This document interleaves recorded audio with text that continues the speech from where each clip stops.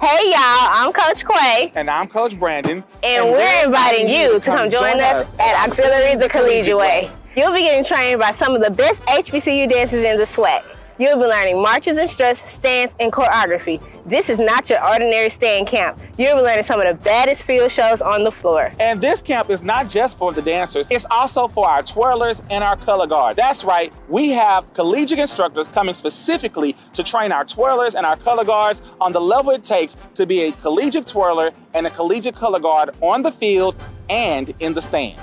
Oh, and don't forget about the showcase. That's right, the showcase. On June 7th, we're inviting you out to come support the campers as we put on a showcase. Last year's showcase was amazing, so imagine what this year's showcase will be. The camp dates are June 3rd through 7th from 9 a.m. to 5 p.m. Camp registration per dancer is $150. However, if you are a team and you're going to be bringing 10 or more dancers, we have a special payment link for you. Hit us personally on the Passion in Performance contact. All right? Make sure you come out. Quay, let's get out of here. Hit him with the ocean beat. Oh, you ain't leaving me behind. I'm coming right after you, sis. I'm coming.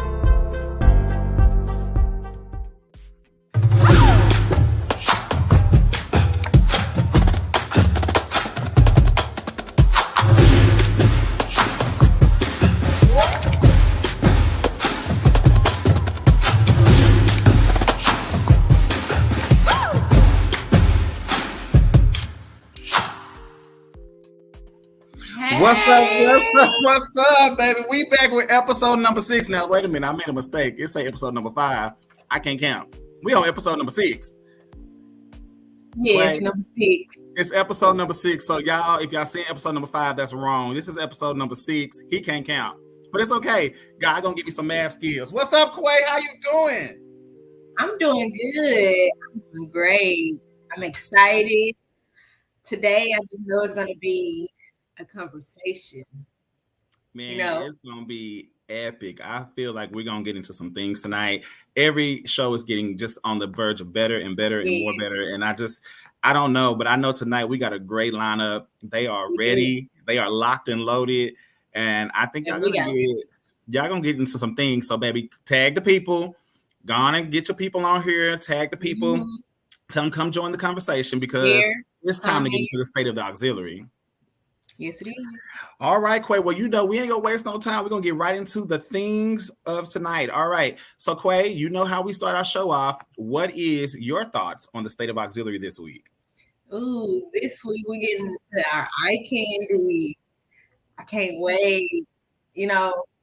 Watching everybody from the different styles and how they do things and where they come from. It's gonna be really interesting to get some background and just getting to know the people. So I'm excited.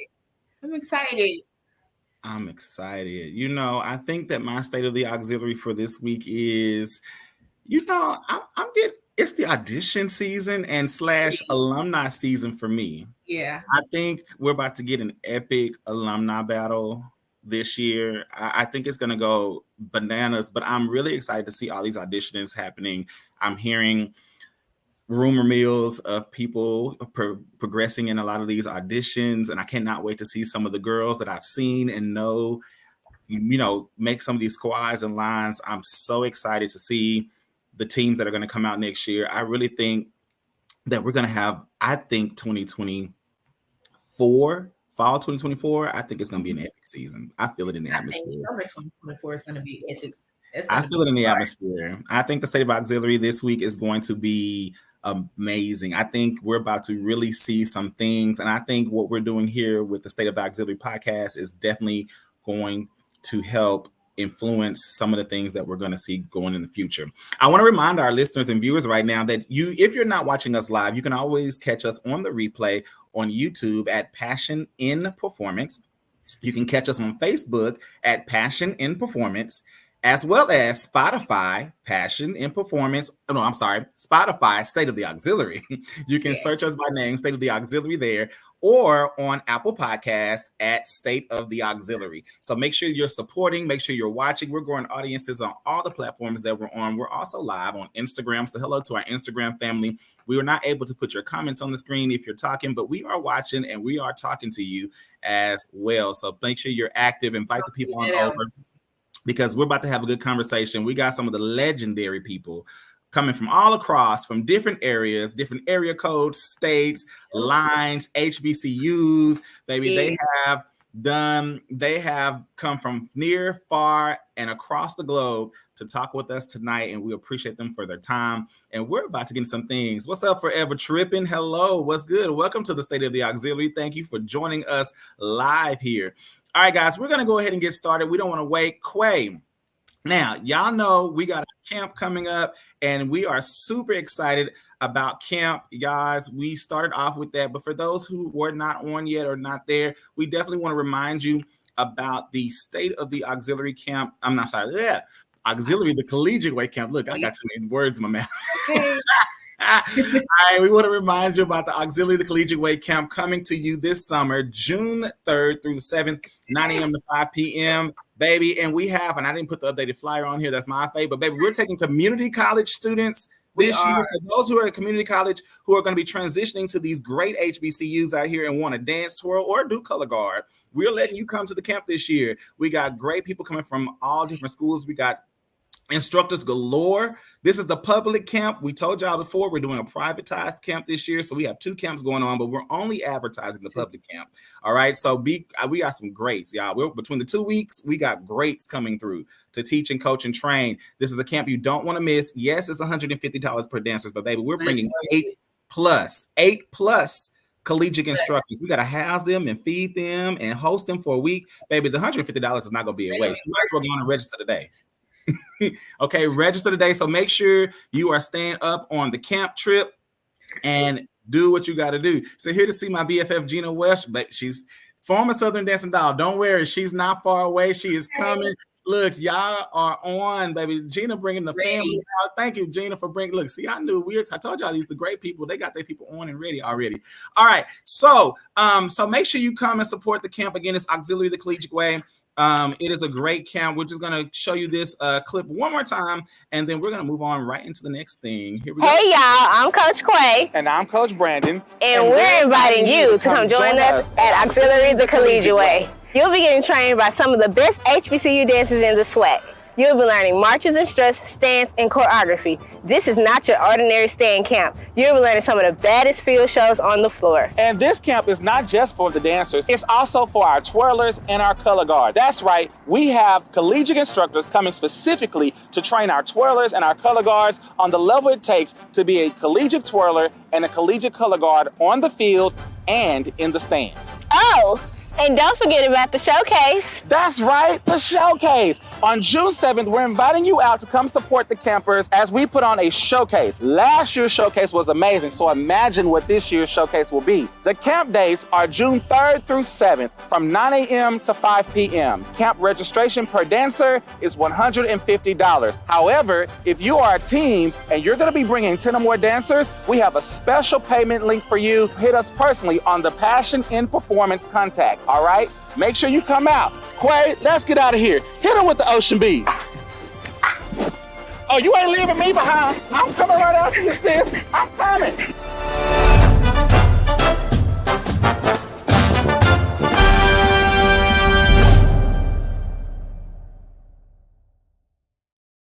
I laugh every time I see this. Seriously. Look, that was us just having a good old time. All right, y'all. So let's get into things. I don't want to delay anymore what we do. Hey, Mama Clay, what's going on? What's going on? Yes, baby. What's good? Mama Clay in the building. Look, I know it's going to be a good show now. All right, real quickly, let's go over. So we know audition season is here. We have a lot of people auditions that have taken place, so we've dropped those down. But quickly, just reminding you, auditions that are still available. All right, you have Orchesis Dance Company at the Grambling State University are still going to be having their auditions on Saturday, April 27, 2024, at the Assembly Center, room 163. Make sure you scan the QR code on the screen or contact Jamie Griffith, I think I said that right, at griffithj@graham.edu. Make sure you do that. Go be an Orchesis, baby. They are the dance company, okay? So you're going to get more than just HBCU. You're going to get full technique and all, okay? They're going to make sure you are genre ready, Av and Ailey ready. They're going to make sure you're ready.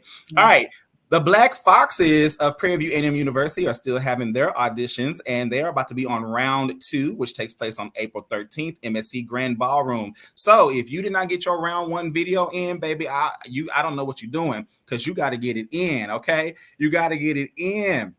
So make sure you are watching. You want to be a Black Fox, baby. Y'all know they are another technique powerhouse. They are definitely evolving. Twirling Thunder of Prairie View A&M University is also having their audition. They're having their workshop on April 12th, and their on-campus auditions April 13th, 9 a.m. in the Leroy Moore Gym. So make sure if you want to become a color guard for the Prairie View A&M University, you go ahead and hit them up on their social medias. If you still want to be an University of Arkansas Pine Bluff. My God, I'm sorry. I saw Golden Girls and went to the wrong school. Golden Girls, M4 GGs. Make sure you still do that. They also give band scholarships. Their auditions is April 27th through 28th, 2024. You can scan the QR code on the screen or hit them up in their social medias to continue to be a Golden Girl and M4 Golden Girl. Also, they just had their color guard audition this weekend. They got them out the way. So if you wanted to be a color guard for their school, you just missed their auditions. The girls who cleared the SWAC, in my opinion, this season, the Prancing J-Sets, Lania. Look, I told y'all I knew that I've met this girl in 2019 before she was even in school. But Lania, they're having their auditions. This girl had led the SWAC. She just led her team. Her leadership, you cannot deny it. You can see it. All right. But May 17th through 19th, in-person audition for the Prancing J-Sets. So you have time to still get your agility up. Make sure you're running your mouths. Do all the things so that you can make the team. All right. The Marching 100 has posted some of their audition information for their auxiliary. However, they do not have specific dates for their dance team or color guard. So make sure you follow their social media on Instagram, or you can follow them at www.scsumarching101org.com. The Fabulous Dancing Dolls auditions March 15th. Their application opened March 15th. Their in-person auditions are May 4th. So if you want to be a doll, we got one coming in just a minute. Make sure you go ahead and get your information in so that you can audition and we can see you on the 50-yard line. Miles College, their drum majors, the Golden Stars, and the Steaming Flags are going to be having their auditions April 13th, which is next week's, in the Miles Gym. So make sure you contact Tiffany Gardner at tgardner@miles.edu for more information. The Silkettes and Spartan Guard are having their pre-auditioning training and auditions. That's the Legion, as they're best known, or Norfolk State. All right. They have multiple dates available: April 13th through April 13th, May 4th, May 18th, June 1st, June 8th, and June 6th, 10 a.m. to 1 p.m. Additional audition opportunity at a day in Sparta. There are scholarship opportunities available to be a Silkette and a Spartan Guard. That's their color guard and their male color guard line. So this is one of the colleges that uniquely have a male color guard line. Make sure you check them out if you are still wanting to try out.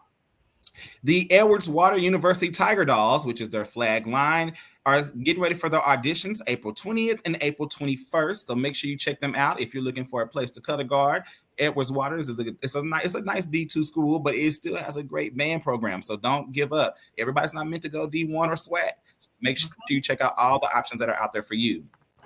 Now, last but not least, don't forget, if you're needing a scholarship, we still have the Defying Gravity Scholarship. It doesn't close to April 15th. You got a few more days left. This scholarship is available for dancers who identify as Black, African American, or of Latin descent. Currently enrolled at a high school as a high school senior with a 2.75 GPA and on a 4.0 scale. Currently dancing in a high school program or community dance team, and intends to major in a dance minor or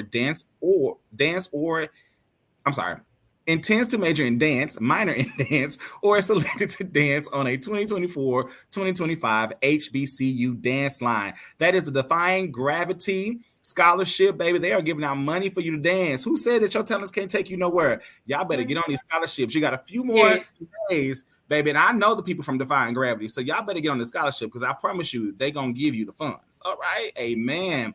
Quay, is you ready to get into the things tonight? I am. Are you ready? We ain't talked about passion and performance. Right before we start our first interview, what does passion and performance got going on? Did you tell us what's going on with passion and performance? Passion and performance hasn't done anything this month. We're taking a break. We need to get it together. So, but classes will be back. Okay. You're coming back. Y'all, Quay is a trooper. Okay. I just want to let y'all know she's a trooper. All the things. She's a trooper. All right, we're going to get into some talks tonight. I know y'all ready to get into this interview. I know y'all ready to get into this panel. I know y'all are ready to get into these discussion topics. Make sure you're putting your questions in the comments so that we can try to address those as we go. Look, it's time to get into it. We got our first guest who has strutted her way from the 80s. Okay, she has strutted her way from the 80s. She came a long way, y'all. From the Southern University. She is a fabulous dancing doll. Okay, she is a forever doll. Yes. Y'all, but like, wait a minute. Before we bring her up, look, we just gotta go back in timeline. We gotta go back in the timeline. Are y'all ready? She is a forever. Yes, doll. I love this picture. She is a forever doll, baby. It's giving class. It's giving sass and grace, baby. Baby. From the 80s, y'all. From the 80s. Baby, ain't God good? Baby, God is great. He is good all the time. Wait. Then she was at the 50th reunion. She was there. Right there at the 50th reunion. Baby, look. You're going to figure out which one she is in a second. Y'all give it up for our first guest tonight. None other than Gina Steptoe Welsh. Hey, Miss Gina. Hi, everybody. How are you all? Thank you so much for having me. I'm so excited. We are so excited to have you on. Thank you for being a part of this tonight. We definitely want to bring light. Our show is entitled tonight, for those who don't know, HBCU Dance Through the Decades. So we definitely wanted to bring on a diverse panel from all ages, genres, eras, and teams so that we can have a conversation because everybody's experience is different. Like Patty can give you applause. Yes. Quay, you want to lead us into our first question of the night? Yes. Well, first, I just want you to tell us about yourself. Okay. Well, first of all, my name is Gina Steptoe Welsh, and I was a dancing doll in the mid 80s, so probably before you all were even born. So it's been, this will be, matter of fact, 40 years. So I will be 58 next month, and I'm mother, grandmother, and we're all dancers, and it's just such a, I feel so blessed to be able to speak about my experience and be able to see the other young ladies here from their dancing perspectives and everything. So but I'm from St. Louis, Missouri. So I was a dancing doll in the mid 80s, from 85 to 87. And so I came, and those, like you said about the someone that came from a 2-year university or 2-year college experience. And I saw and I didn't know where I wanted to go to school. And my family is originally from Illinois, Chicago area. And so so I told my mom, I saw them on BET. That's before any national coverage or anything like that. And I saw them at the Bayou Classic. And I said, I can do that. Because I was a dancer in high school and different things like that.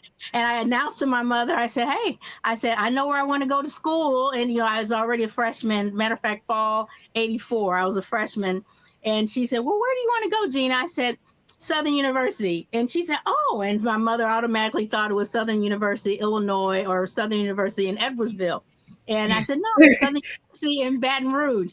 And she said, Baton Rouge? Who do you know in Baton Rouge? I said, nobody, but I just know I want to dance. So that's how how I ended up at Southern, and I was able to dance under the legendary Dr. Isaac Griggs, and I remember meeting him, and he said, I tell you what, because I was from out of state, and he said, I tell you what, he said, okay, but can you dance? You know, and you have to have some confidence talking to him. And I was like, I said, yes, sir, I can, you know, and he said, okay, but he said, if you can, he said, I tell you what, at tryouts, he said, if you can dance, he said, I will give you a band scholarship. Now, mind you, back then there was no females in the actual band itself.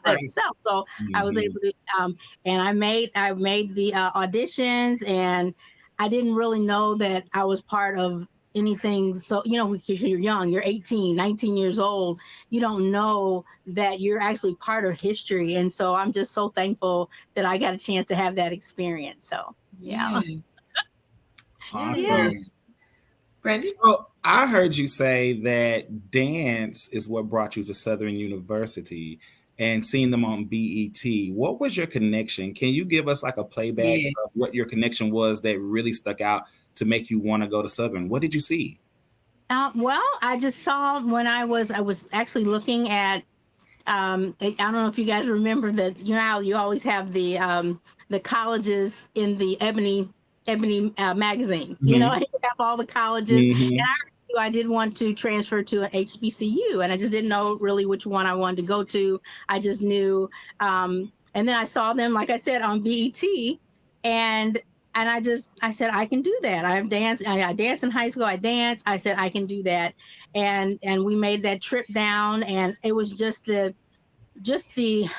I just felt the technique at that particular time, and just my experience, and just that youthful confidence that you have. It's like you don't even know what you're into. It's like, you know, I just want to do that, and that's what drew me there. I didn't know anybody. I didn't know anything about the school.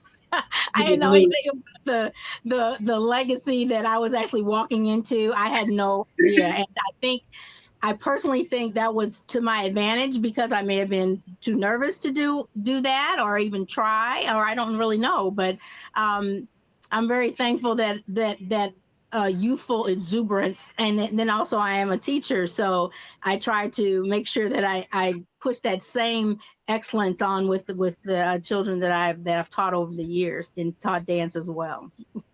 So, you know, it's so good because y'all, I know Gina Welsh kind of semi-personally, because I am in a ministry at my church, at our church.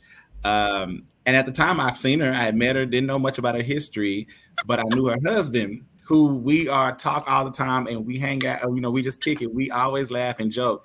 And I was talking one day, we were just having a side conversation, many of the side conversations we have, and he was like, oh yeah, you know, my wife is a dancing doll.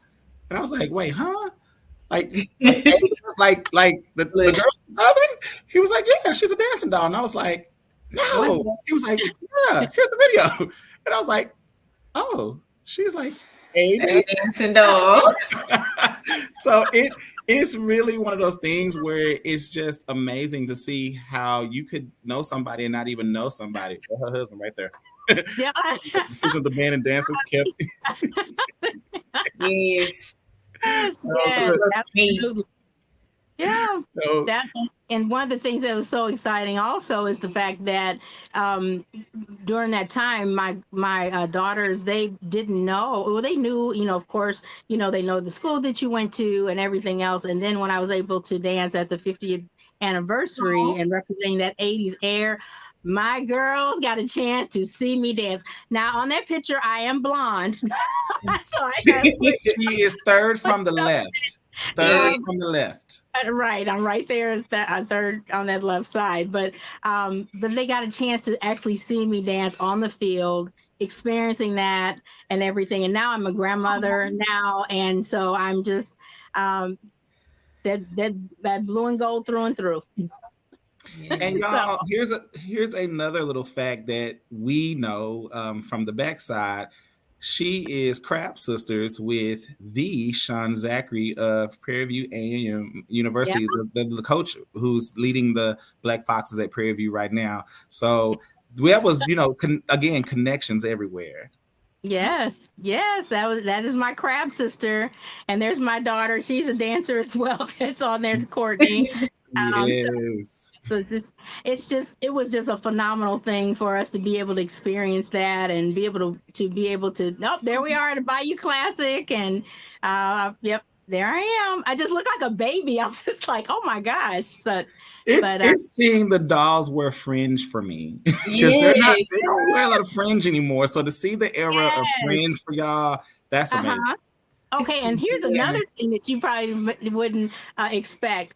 Our shoes at that particular time, we didn't have like the regular dance shoes like what we have now. We were dancing in like Nine West shoes and decorating them and different things. Like, so you see those shoes? Those were Nine West, and they were flexible.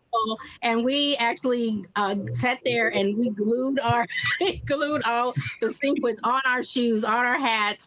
But it was just like a wonderful, wonderful thing, and it was just a sisterhood and staying up all night trying to do that and just really encouraging each other, and it was just a lot of fun. So that's the thing that was different. I'm looking at the uniforms and stuff. I was like, wow. I said they have real dance shoes on. The kind that don't hurt your feet or anything like that. So we've come a long way over the years. So So that's right. Before we move into our next person, because we want to get to this panel interview, we're going to ask you our question that we always ask. What do you believe the state of the auxiliary is at this time? Oh, wow. At this time, I believe that as far as the dancers and just being the dancers and just the whole band experience, I think that it's just showcasing who we are. And I just love the fact as far as the talent and everything, and just to be able to express and be able to see the different the different versatility of the different schools, and I just love it, and I just hope that even though that we're all coming from different schools and different things like that, we still have that sisterhood and that bond, and just being able to encourage each other to just continue to move forward. So and just love that dance. Yes. I'm excited. Yeah. This is our first guest. She's going to come back for our panel interview. We're going to take her down, give her a break. We're going to get ready for our next person. But y'all, it's some history coming from her, and I think she's going to shed some light on some stuff tonight. So get ready, because I think this panel interview is going to be lit. Okay? All right. Thank you, Gina. We're going to bring you back in a little bit. Put your feet up. All right, guys. We're going to get ready for our next interview, baby. Now we're going to bring you into the 90s. Okay, 90s going into the 2000 era. Okay, we're bringing you into that early 2000, that millennium year, that Y2K year. Okay, what do you say? We spend a lot of time on YouTube watching all the teams. Look, we all do. We all do. Okay. Right. Coming from the Prairie View A&M University. Okay, she is a Black Fox under the Sherrod era. Okay. Her name is Joy Forte. Baby, look, let me tell y'all something. This era, I like all eras, but this era, the Foxes back then, you couldn't touch their uniforms. You can't touch them now, but you couldn't touch their uniforms then. The Foxes had the uniforms, in my opinion. Like, they always had the look. They always had the look. And baby, this girl I know personally as well. She's like a sis to me. And it's always good to be a part of something where you just know people. Y'all give it up for our next guest, Joy Forte of Prairie View A&M University, former Black Fox. Hey, Joy. Oh, wait, you're on mute. Joy, you're on mute. Hi, guys. Hey. I'm sorry about that. You're fine. Hey, Brandon. Hey, hon, how are you doing? I'm doing good. I'm so glad to be here with you guys. This is kind of a new experience for me. I have been on a couple of YouTube, channels or whatever for different other types of, platforms or whatnot. But this is the very first that I've been on that it regards to dancing and HBCUs and the auxiliary. And so I'm very glad that you guys have created something a space for people like us to come and talk to and to share our thoughts, ideas, and experiences from past, present, and future. So thank you for having me. No Oh, it's glad to problem. be here. Thank you for coming. Thank you for joining us. I'm excited. Okay, Likewise. so so do you want to tell us a little bit about how you got into being a Black Fox and where it came from? I can definitely give you a very interesting story about that. So, I am the daughter of a theater arts teacher. She was also a Black Fox at Prairie View A&M University under the charade era, the early charade, the beginning charade era. And, once she left Prairie View A&M University, she continued her passion on throughout her education career. So she's worked at O.D. Wyatt High School. She's worked at a Maceo Smith High School. At all of these schools, she was over the dance line. And her longest tenure as an auxiliary director was at Yvonne A. Ewell Townview Magnet Center. And a lot of some of the best dancers come from Yvonne A. Ewell Townview Magnet Center. So I was their choreographer at Yvonne A. Ewell Townview Magnet Center for many years. My mother, to rewind back, my mother, her passion for dance trickled down to me. So when I was a little girl, I was the mascot at O.D. Wyatt High School. She would always have like a little mini me uniform made. So I would go out there on the field, and I first started learning how to twirl.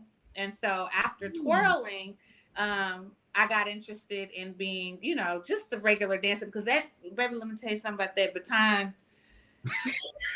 And if you know my mother, Evelyn Forte Jones, if you know her, you would know that she is a perfectionist, and the practices were very long, very long, and very plentiful. And so I definitely had, all of that experience and all of her passion instilled in me. So being a mascot at all the high schools that she worked at, I actually didn't do any dancing until I got to college. I just so happened to know how to dance, so I just basically taught all the girls at Townview. I taught them. I did all their choreography because my mother knew that I knew how to dance. So after that, I went to Langston University, and I became a cheerleader my freshman year. That was my freshman year of college. And I said, okay, well, cheerleading is fun, but I had a passion for dance. So I tried out for the Langston University Felines. And I think, at that time, the cheerleading coach and the dance coach kind of had this little thing with each other. So anybody that would try out to be a cheerleader from the dance line would make it. Anybody that tried out to be a dancer from the cheerleading line didn't make it. I didn't make it.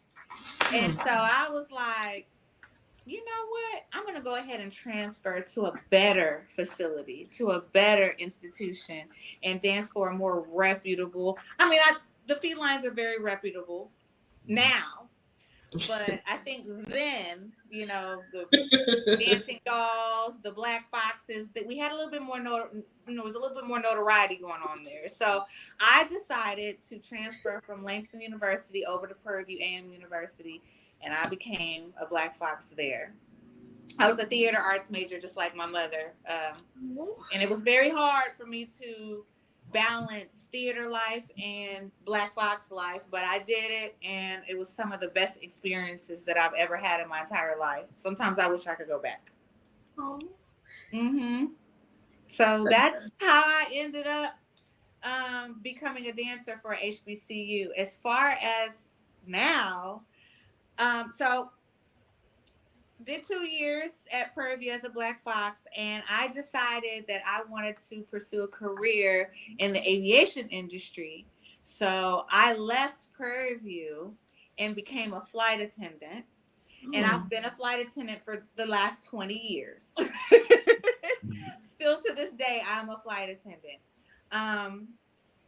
I am pursuing I'm trying to elevate my career in the aviation industry. So at the very moment, I am re-enrolled back into Prairie View A&M University to finish up my degree when I left. And I'm doing a dual degree program. So I'm at Prairie View and I'm also at Texas Southern University, because Texas Southern University has an aviation science program. So I am enrolled in their aviation science program. And I'm trying to be an airline pilot. So I'm trying to elevate from flight attendant to pilot. Okay. So that's what I'm doing right now. So at the moment, I'm a current student at Prairie View and I'm a current student at Texas Southern University. She couldn't let go of PV. Yeah. Couldn't let go. That's my home. It's my heart. All right. So we're going to ask you, like we ask everybody, what do you believe? Hold on. Let's take a look at this picture. Oh, my goodness. What do you believe Look at the state of the auxiliary is? Joy is the bottom right, far right bottom. Okay. Yes, baby. She's like the middle row. I'm sorry. She's the middle row, far right. So what do you believe, looking at this picture, looking at your duration during dance, what do you believe the state of the auxiliary is? Well, I just think that it's a new time. It's a different style. I think that there are definitely some more difficult things that they're doing now, like the back bend and the arms are very elaborate. And we were very elaborate back then too, but I think that there was a different type of class. I don't want to say that because all of the ladies at this point, up until now, they're all classy ladies. But I'm saying back then it was a different type of entrance, so to speak. So it was like glamour. It was like Las Vegas showgirls. It was like the Radio City Music Hall Rockettes.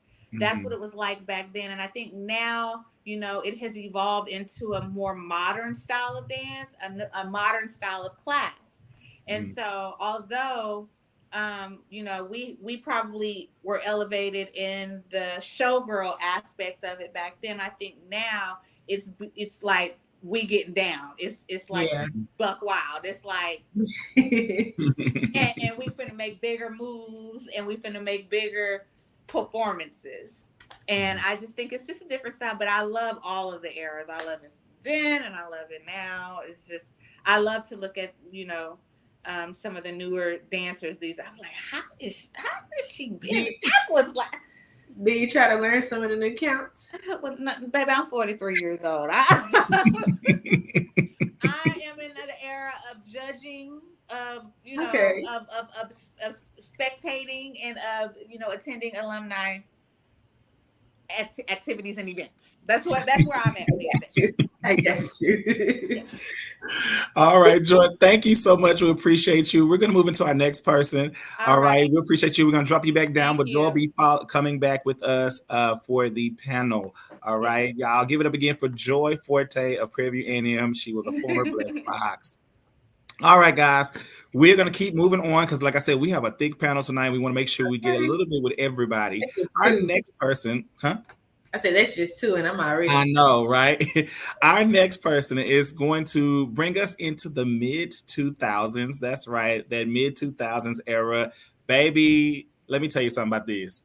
If you don't know how to pick up your pennies, she's going to teach you, baby, because this baby right here, we have none other than the Alexis Wilson coming, baby. Captain 17 of the Alcorn GGs. That's right. The original Golden Girls, the girls who started it all, where this style of HBCU dance started. I'm excited to hear her thoughts and opinions and views. Y'all give it up for Alexis. Hey. Hey. How are you doing? I'm so excited. I am doing good. Thank you so much. Look, there's so many questions I want to ask you, and I know we only have so much time. But Quake, let's go in, and I'm gonna try to jump in where I can fit in. Hi, Alexis. Hey. How are you? I'm doing good, living. How is life? Yes, life is great. That's good. So, want to tell us how you got into, picking up those pennies, as Brandon said? Yes, so I am from Jackson, Mississippi. So, of course, I started dancing when I was, around 7. So, Mhm. I did the dancing dolls. I did that up until 8th grade. And then I tried out for the Magnificent Marching Models, where I was the captain for like 3 years. I Mm, got into, dancing at Callaway, of course. But, when you think of Jackson and like all the Jackson schools, you'll think that we're supposed to go to Jackson State. So, because how we're mhm, trained to look like J6 because, a lot of people came from J6. So, they pretty much help, everything out. So, how I got to become like just, for trying out for Alcorn, I seen Cat. So, as you Okay, know, we Cat all seen Cat. Cat is We that all girl. seen Cat. Yes. So Cat was a bad dancer in high school when she was on Dancing Doll. I kind of battled her when I was on the opposite team, of course. So I was like, okay, Cat's a good dancer. And so I went to a high school day. Mhm. And at that high school day, I seen Cat, Olivia, Memphis, Allison, and Tashana. And Tashana came from Callaway, and Tashana is a bad dancer. She was the captain in 13. And so I was mhm, looking at the girls, kind of doing my research. I was like, okay, well, yes, I can do this. Like, I know I could do this. And I did not want to try out for Jackson State just because it was at home. So it's like, why mhm. not be, away? So that is pretty much how I got into, trying out for Golden Girls. Okay. So, do you feel like, you know, that was like perfect for you? Like, was it match made in heaven type of thing? Honestly, yes. Just comparing, other schools because I wasn't into like looking at different, HBCUs at the time being in high school. So, but just looking back on it, like looking at the stingette style, the motion style, everybody's style. It's like, okay, yeah, Golden Girls were, it's for me. It was definitely for me. Okay. So you said you came from Callaway. Look, it seemed like everybody and their mama danced at Callaway. They come from Jackson. I didn't know you was a Jackson girl. So see, you just taught me something new. Yeah, I But didn't Yes. either. what is the aura about Callaway? Because it seems like some of our best dancers, especially when it comes to captains, a lot of them that are Jackson girls came through the Callaway school. What is it about Callaway? Because I mean, we can go down a list of names. Now, Callaway is one of those, hype but classy schools. There's great teachers. So, like, a lot of Mhm, people, like, from J sets, like, when I was a part of, the auxiliary, we'll mhm, have, like, Ariel. She was a Jackson State dancer. She was mhm, also my dancing doll captain when I was on Dancing Doll. And so, just seeing, like, the different evolutions of, like, the changes, it's mhm, like, pretty much like J sets likes to help out, their own. mhm. So it's pretty much you just know like a little evolution change. Okay, so y'all had a lot of people come back and really give to the school. That's Yes. amazing. Because I know from just talking to some J sets that a lot of J sets seem to come through Callaway. So that it just makes so much sense now. Because I was like, man, it's like they be ready. Because I know Jim, is it Jim Hill, right? I think that's the Yes. school, and I know they look like baby J sets too. So when you said that, I was like, Yes. okay. So Yes. yeah, okay. So my question to you is, when you look back on, because you were a captain as well, so when you look Yes. I at was just, coming from the J set style to becoming a GG to becoming eventually the captain of the GGs, leading this style that definitely it has some similarities, but definitely has its own differences. look, own style, own feel. How does that feel to go from this, what you've been taught, to this, and then now be leading it? And in my opinion, if I'm gonna say this, I'm gonna say it the way I want to say it. You were a part of that era that really started to change the GG Yes. look and to take the GGs to a new height. Not saying that nobody else before you didn't, but it seems like from your era or your reign going up, and I'm sure the ones before you, but of course you were definitely at the beginning of that YouTube phase. So going from your era going up, it just seems like y'all have been on this trajectory of this way. So Yes. what does that feel like to know that you were on like this match lit path that started what we know now as the GGs? Honestly, I'm excited for the change because, like, with Golden Girls, like, how I'm just gonna give a prime example. You know how with J sets, you can put like an old J set to like a new J set, and it's kind of, it's probably not similar, but they still blend. Mm-hmm. So just coming from like the GG changes, like from when we started to now, it has grown so much. And when I say GGs are the mothers, they are the mothers. Yes. Mm-hmm. Y'all really are. Look, y'all got so many counts I love. Before Gigi was YouTube famous, baby. Look, I used to always hit that. What's that count they used to always do? That one where they be like, Look, that was my favorite count forever. I was like, baby, the GGs be down there. Look, I can't get that low no more. But y'all, when I say pick up the pennies, for those who know what that means, Yes. that's that low buck where you don't even ATA. stand up. You just drop down. Like you can't stand up. You just got to be low. I ain't hitting that second no more. Okay, Yes. so we need to know, what do you feel like your opinion of the state of the auxiliary is? Yes, what are you thinking? So when I think about the state of auxiliary, I think of Black excellence. Yes. So, like, I think of movement. Mm-hmm. So, elevation. I'm all about elevation. When you're comfortable at one place, Mm-hmm. every year it changes. So you be like, okay, I could have did that, but okay, they got it. And it's Mm-hmm. just changing. So I look at, just like the evolution changes. It's like we're not stuck where we were. It's like Mm-hmm. we're always progressing. I'm glad that Okay. you said that. Quay, next question. So, in your captain season, how did you prepare? Because I'm being honest, your captain season, I was a crab, and so I used to watch you because I feel like you reminded me. You looked like me. So the fact that you were captain, it was like, okay, and then you gave captain. So what? How did you prepare for your season? Like, what gave you the fire for your season? Honestly, I would say I had always had like the fire in me, but just being, out there in the front, it just made me push myself a little harder. Like I have girls looking at me from behind. Like I have crabs coming in. We have, our second year, third years, like these girls are looking at me. Mm-hmm. Hmm. Do you, Go go ahead. ahead. Okay. Do you feel like you could have did, like, if you had anything different, would you do anything different, like from now to what you did? Do you feel like, okay, I could have did this or anything like that? Yes. So I felt like, okay, Golden Girls was my style, but I was still kind of like a different dancer. Like I kind of had like Memphis and like a Mhm. little basketball in me. I felt like if Mm-hmm. I would have brought my qualities to the team, I felt like, it could have been different. I could have enjoyed it, a little bit more my captain year rather than, giving the fans what they want. Like, this is Golden Girl. I'm going to stick to tradition. Mm-hmm. So that's what I feel like I could have did different. So I had another question, but now you can maybe go to a different question. So speaking of fans, and y'all, just so y'all know, we're asking her questions up front because she's not gonna be able to stay with us the entire show. So we want to definitely get as much we can get from her really quick so that we can get all we can. Hopefully she can make the panel interview, but if she's not able to, we want to at least have some of her opinions on some of the Right. topics.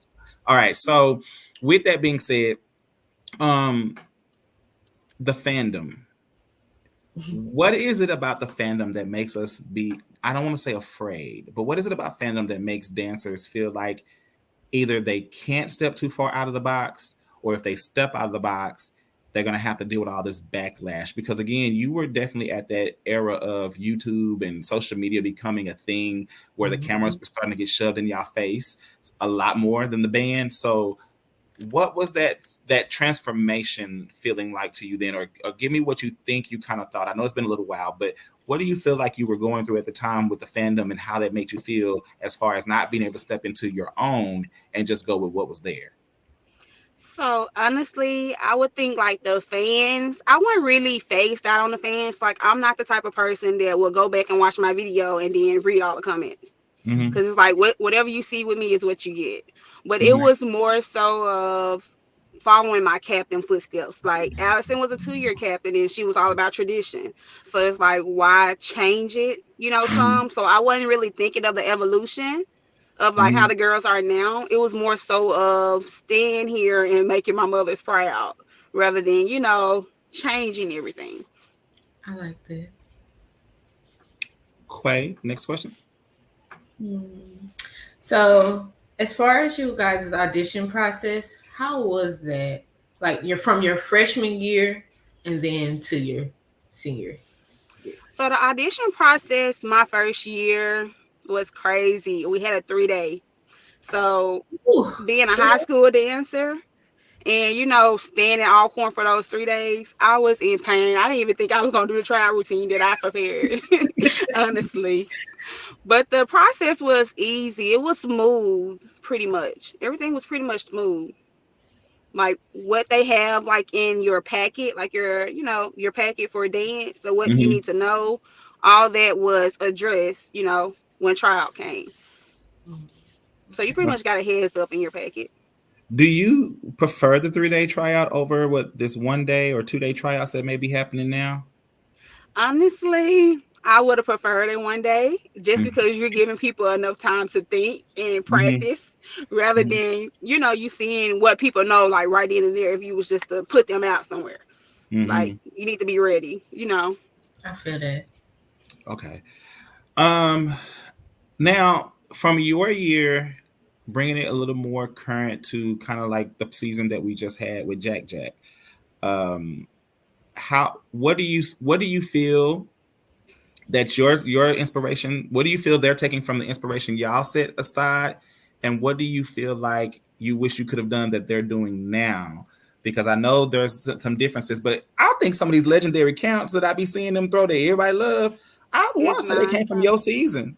Yeah, and I probably most likely made up all the pretty much all the humping stands, like the new Yeah, humpings. I'm gonna say because Yeah. baby, you used to buck down, Okay. buck down, like Any your season buck days. down. And one of the counts that I love for the GGs, real quick, and I'll let you answer the question. That one where they do, I thought this was a stand that came up around 19, but it came in. I saw it in your season. That Yeah, stand. so that was Olivia's. Yes. Oh, live. Okay, that make Yes. when I say that stand, that one of my favorite GG. That's one of my favorite. Besides the that Yes. good old. Yeah. Okay, Yeah. so so anyway, back to the question. What do you feel like you wish you could do that they do now, and what do you feel like they're doing that they could be doing more of that y'all did then? So honestly, I would say like Jacque had a pretty good season to me. Like Mm-hmm. she pretty much brought the entire GG tradition back, if it makes sense. To Mm-hmm. where she added her own style, like something that I wish I would have did. Just pretty Mm-hmm. much add my own style, but still making your mother's happy. Yeah. So of that sort, I feel like she did a good job this season. Honestly, something that I could say as far as just giving them like a little bit feedback to the girls is just keep practicing. Don't be comfortable. Don't sit there. Like each year you should show progress. It's like Mm-hmm. from your beginning year, second year, third year, you should show progress. And like you're not gonna be that vet and probably to your captain year or your fourth or third year.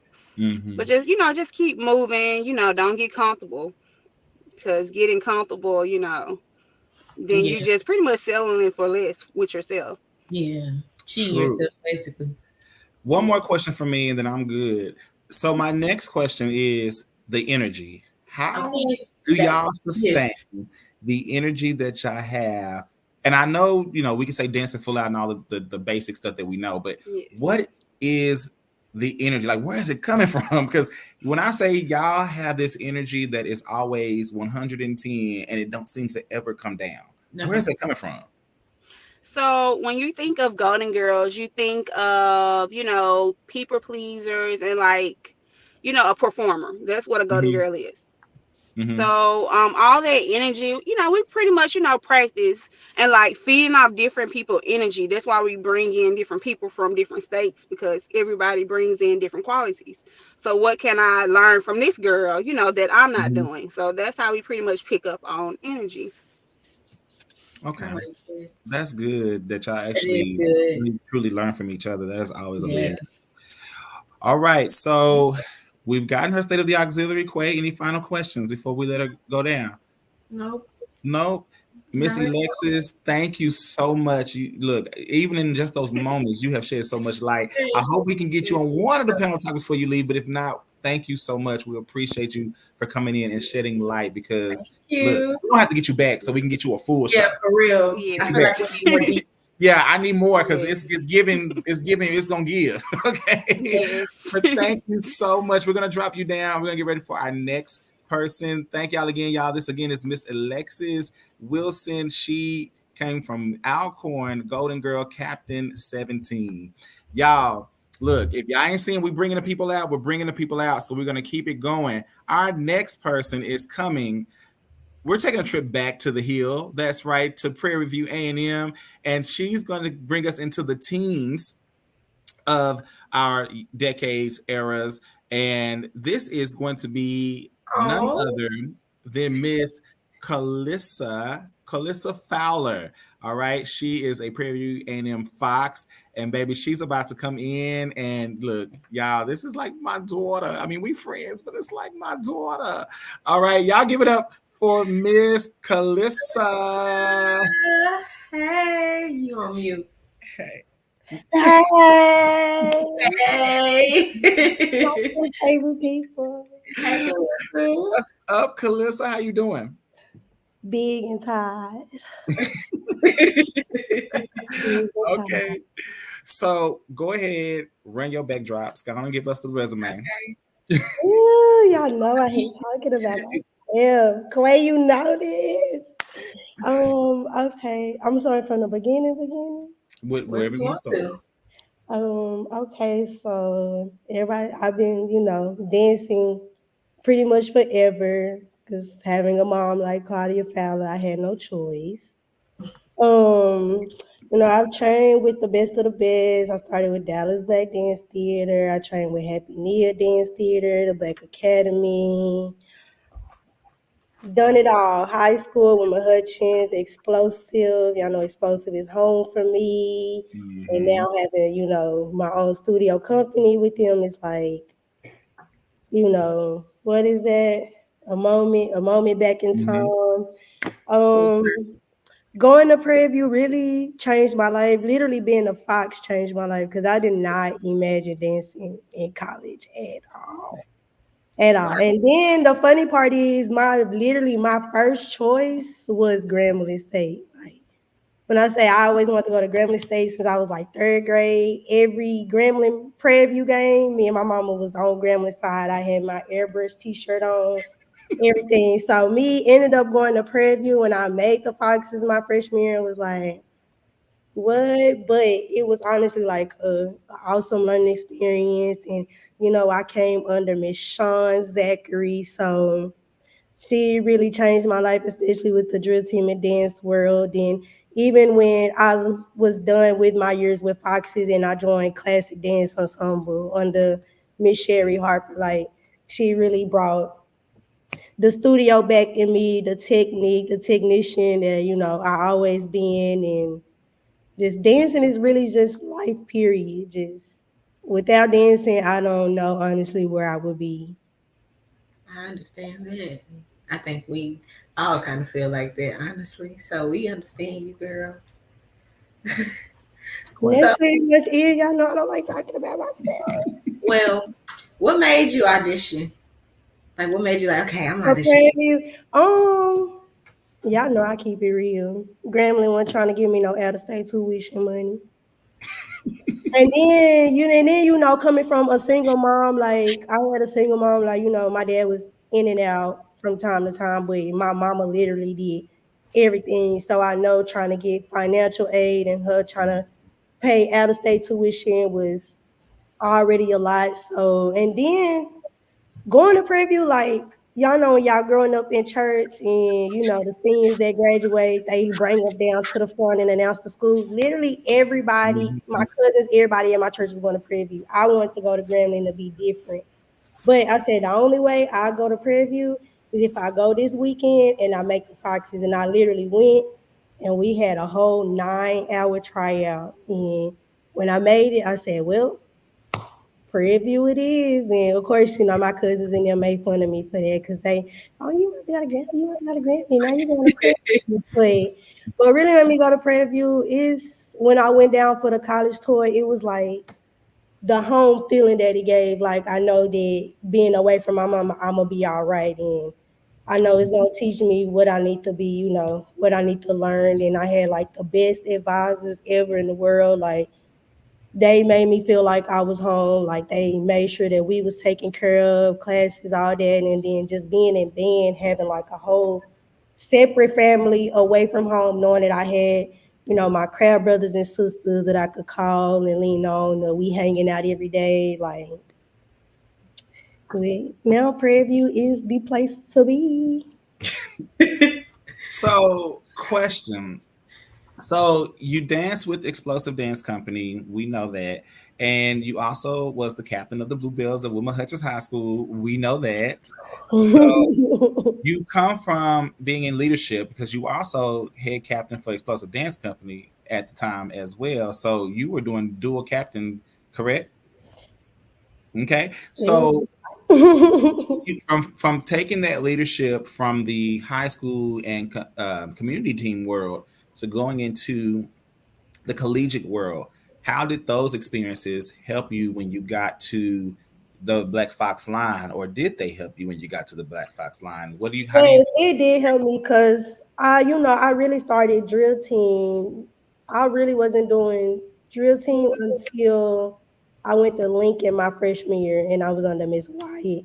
And that's when I was doing like a little bit of technique because of Mhm. course being trained, but being pushed like with majorette technique, like she really instilled that in me. And then, you know, when I started dancing for Explosive under Sharkeetha, of course, you know, I was always the technician of the team. So that really pushed me and it helped me especially when I got two Foxes. It was a learning experience because I was so used to always being picked to be in the front. Like literally always, especially when it came to like the technique parlay. Okay, Calissa, you here. Okay, Calissa, you go with the technique group. Okay, Calissa, you do this. And then when I got to Foxy's, of course, you know, I still had my technique, but it was the vets, you know, that were Mhm. more trained than I was. So especially like a lot of people don't know, but my very first game with the Foxes Labor Day Classic, I got cut from field show. Uh-huh. I was hurt, y'all.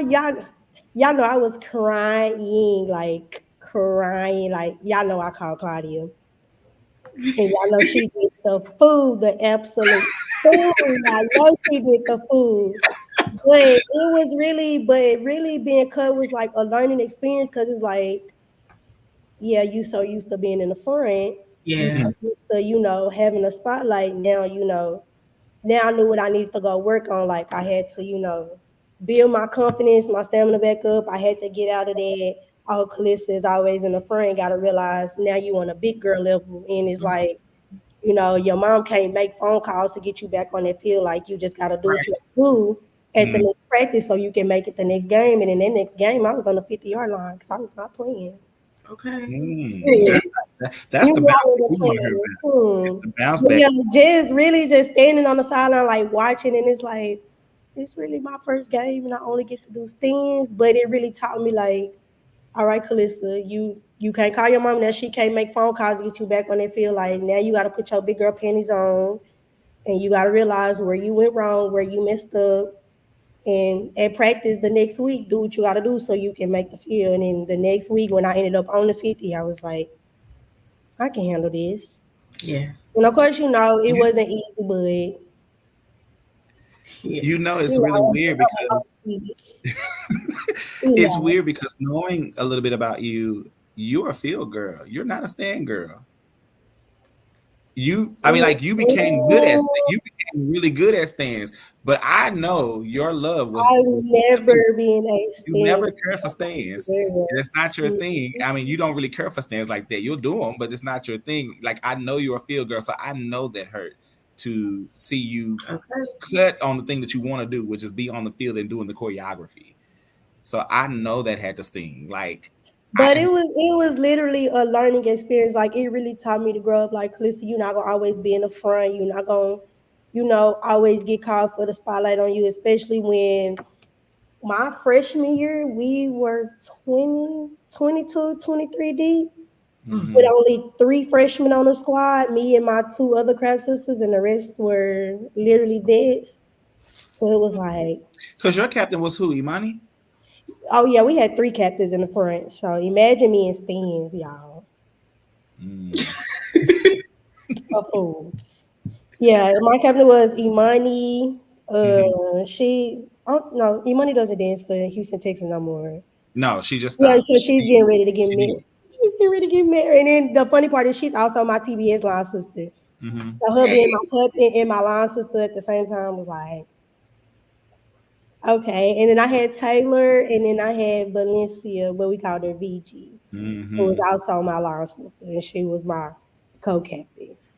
So yeah, we had three captains in the front. So doing stands, they were literally like, and Mhm. that also taught me how to get my mind right also in stands too, because it's like you don't always want to go and do field conditioning, especially like my mama coming to the games, like she's driving 4 hours away. I want her to be able to see me go from marching all the way till we march back to Hobart, Texas. Yeah, y'all know the band hall is it's a different city.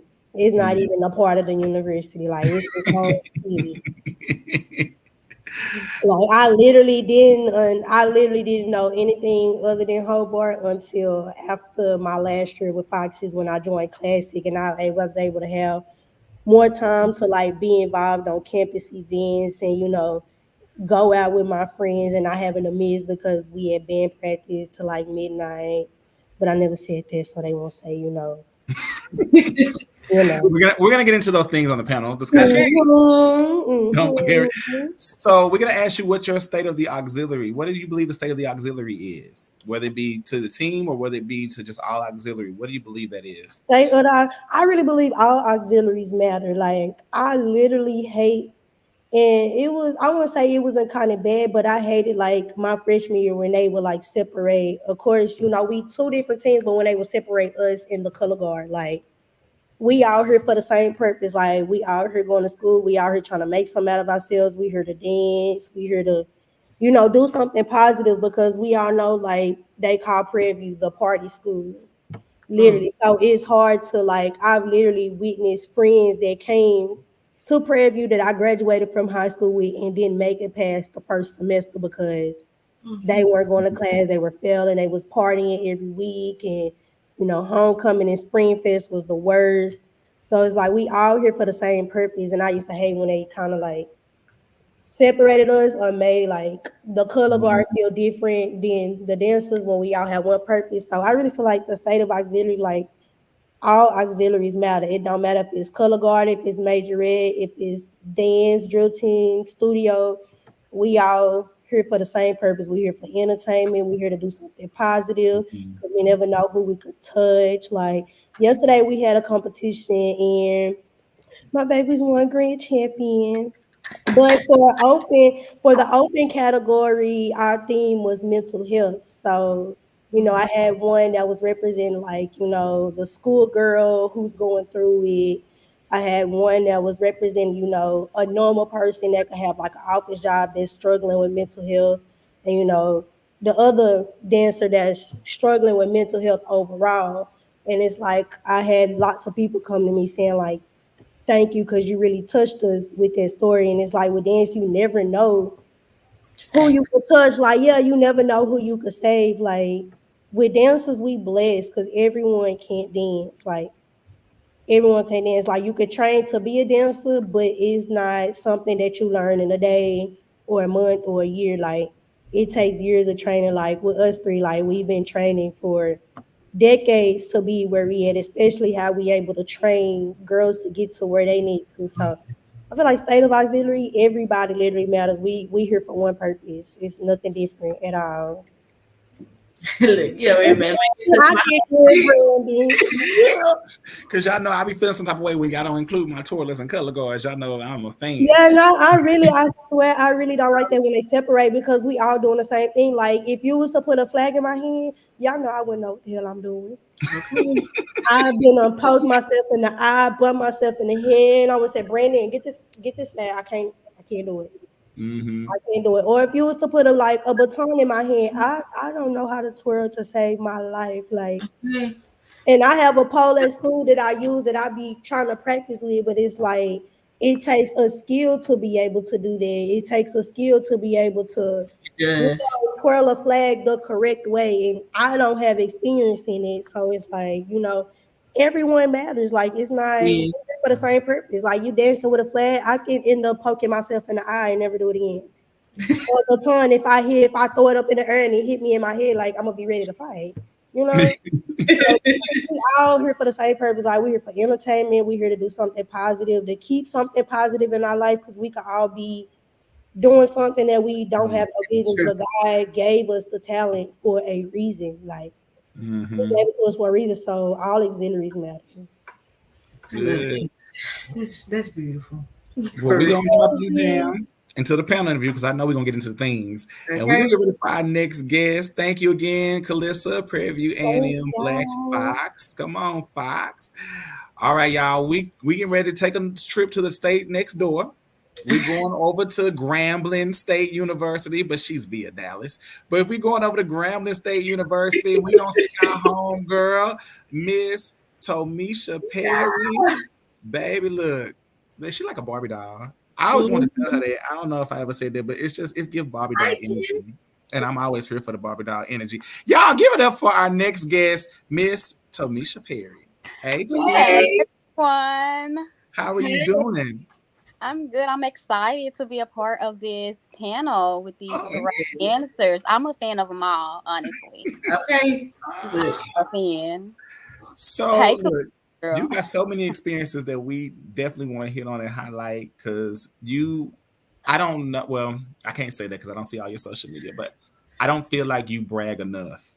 And we'll get there, and then when we get there. All right, Quay, go ahead. Hey. So Hi. just tell us how you got into dance. How did you get there? I had a little crazy little story as well. I never had a background of dance. I was a band geek. I wanted to play every instrument there was until I got into high school, and the coach was trying to build her team, and she was like, "Oh, look, you look like you walk on your toes. You look like you in shape. How about you join the team?" And when I joined the team, I was like, "Okay, cool."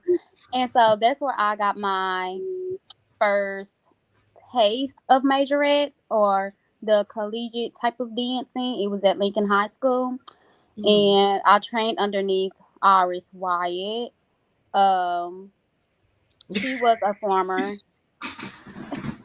She was a former orchesis as well. So I was going back and forth with band and dance. And so I was like, I guess I kind of like dance because it was something new to me. And I'm one of those ones that I have to, when something is hard for me, I want to push myself to be better at it. So I just kept doing it, and I just eventually started liking it. So after that, I joined my 10th grade year, and then my senior year, I became the captain. That's the hard work, dedication. And then I just decided to go to Gremlin, which was also hard. Gremlin, just Gremlin is not just a team; it's a company. You just correct that. It's just not you auditioning to be a part of this team. You could be in front of the band. Something I did not know. It was a learning lesson. So I called myself trying to come down here. I'm thinking I'm going to do some major dancing. Um, It was it was traumatic for me. I'm in a country. I don't have any experience. These are girls coming in. The coach of it now, Jamay, um, and a lot of other ones, Jalen and Lyric, they came in dancing from Yay High, being a part of different companies before, and they came in spinning and doing all types of tricks. I said, "What is my little majorette thing for to do up compared to this?" So it's not like you can skip over majorette and then be on the field. You had to learn the different techniques to be a part of that team. Um, Mhm. yeah, so my first year, I did not dance for Grambling. I had some personal issues going on. Um, dang, they already started. Baby, that's a Jaguar. You already know. That's a Jaguar. Dang. I did not dance my first year in Gremlin. I just continued to build my craft as a dancer. I started taking more ballet classes, jazz classes, anything to build myself as a dancer. Um, yeah, so my sophomore year, that's when I just started hitting the field a lot and trying to maintain. And the thing with Gremlin, it's not a set team. We try out every week. So Mm-hmm. although I might be good this week, somebody might come in better. So my sophomore year, I probably danced a good 5 games, and I was okay with it because I hit that field. Mm-hmm. But after that, I started becoming more evolved as a dancer, and then that's when I just started taking every opportunity there was that World Fame had to offer, that the Orchesis had to offer. So yeah. It's the rivalry for me. But I anyway, see, baby. Out of all the teams, the world fame.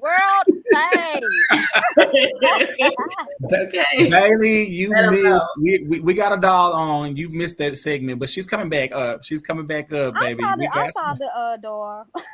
Yes, yes. Buy your So class okay. ticket, Clyde.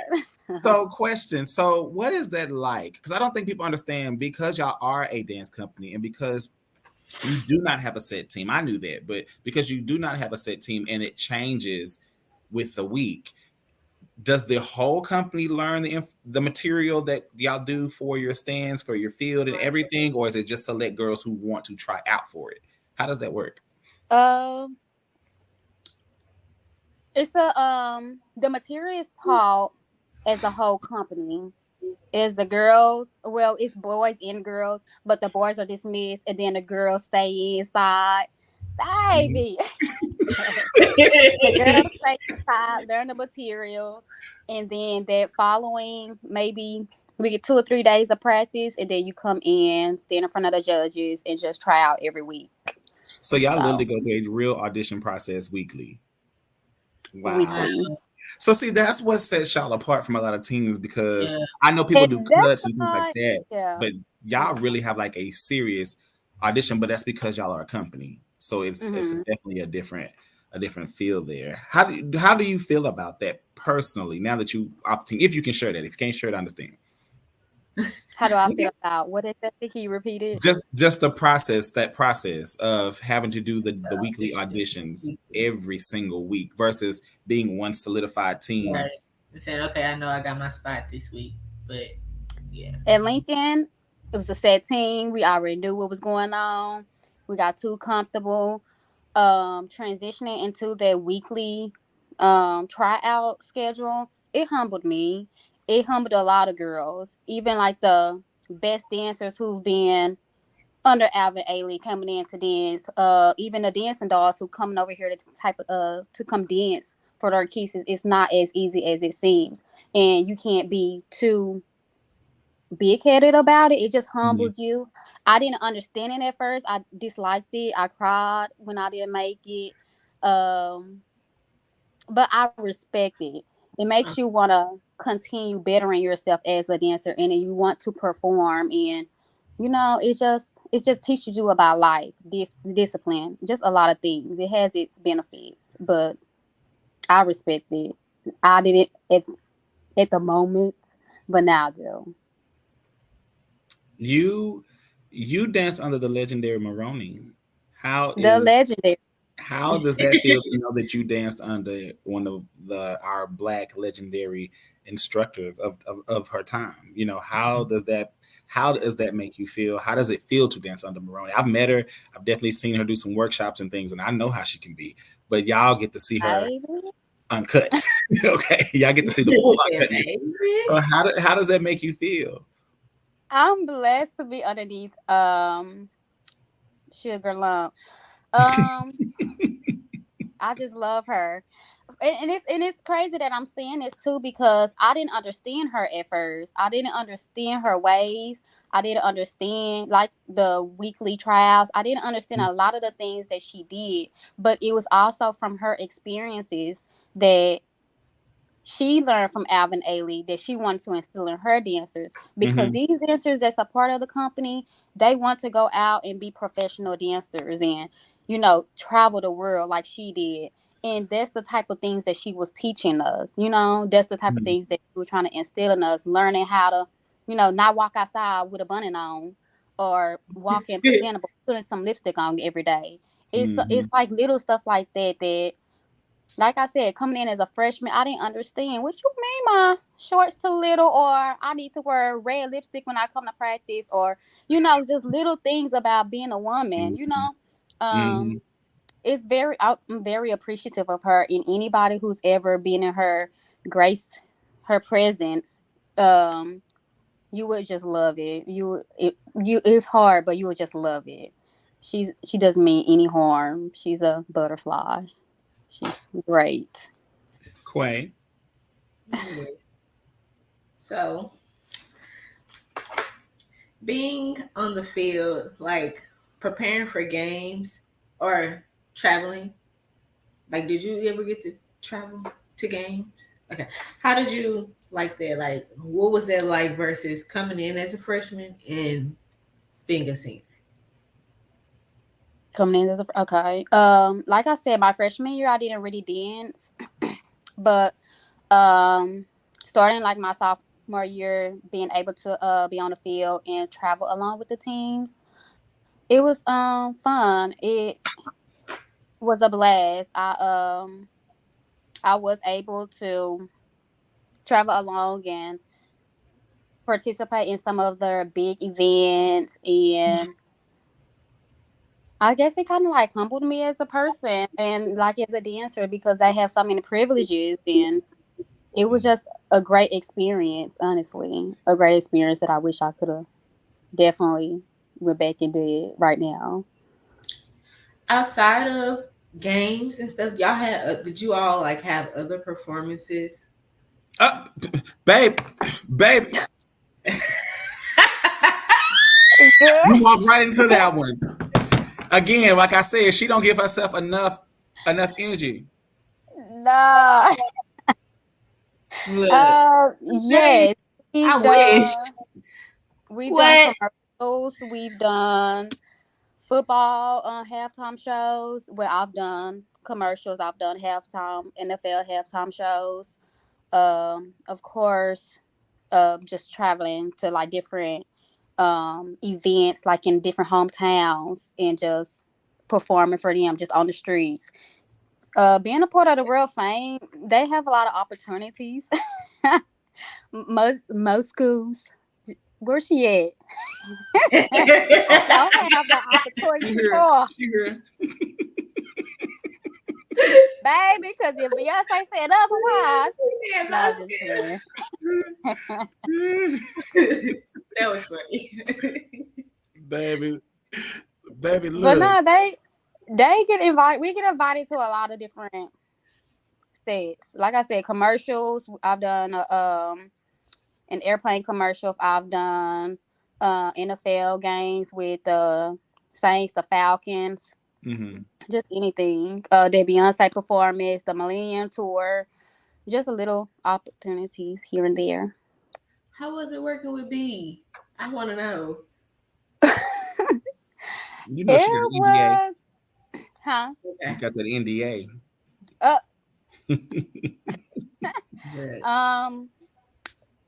a once in a lifetime type of experience. We didn't even know we was doing that for Beyonce. We had an audition again, and they didn't say who it was for. We didn't. It wasn't football season. It was still concert season, but we knew it wasn't for the concert season. They was like, okay, somebody here. They want to see y'all dance.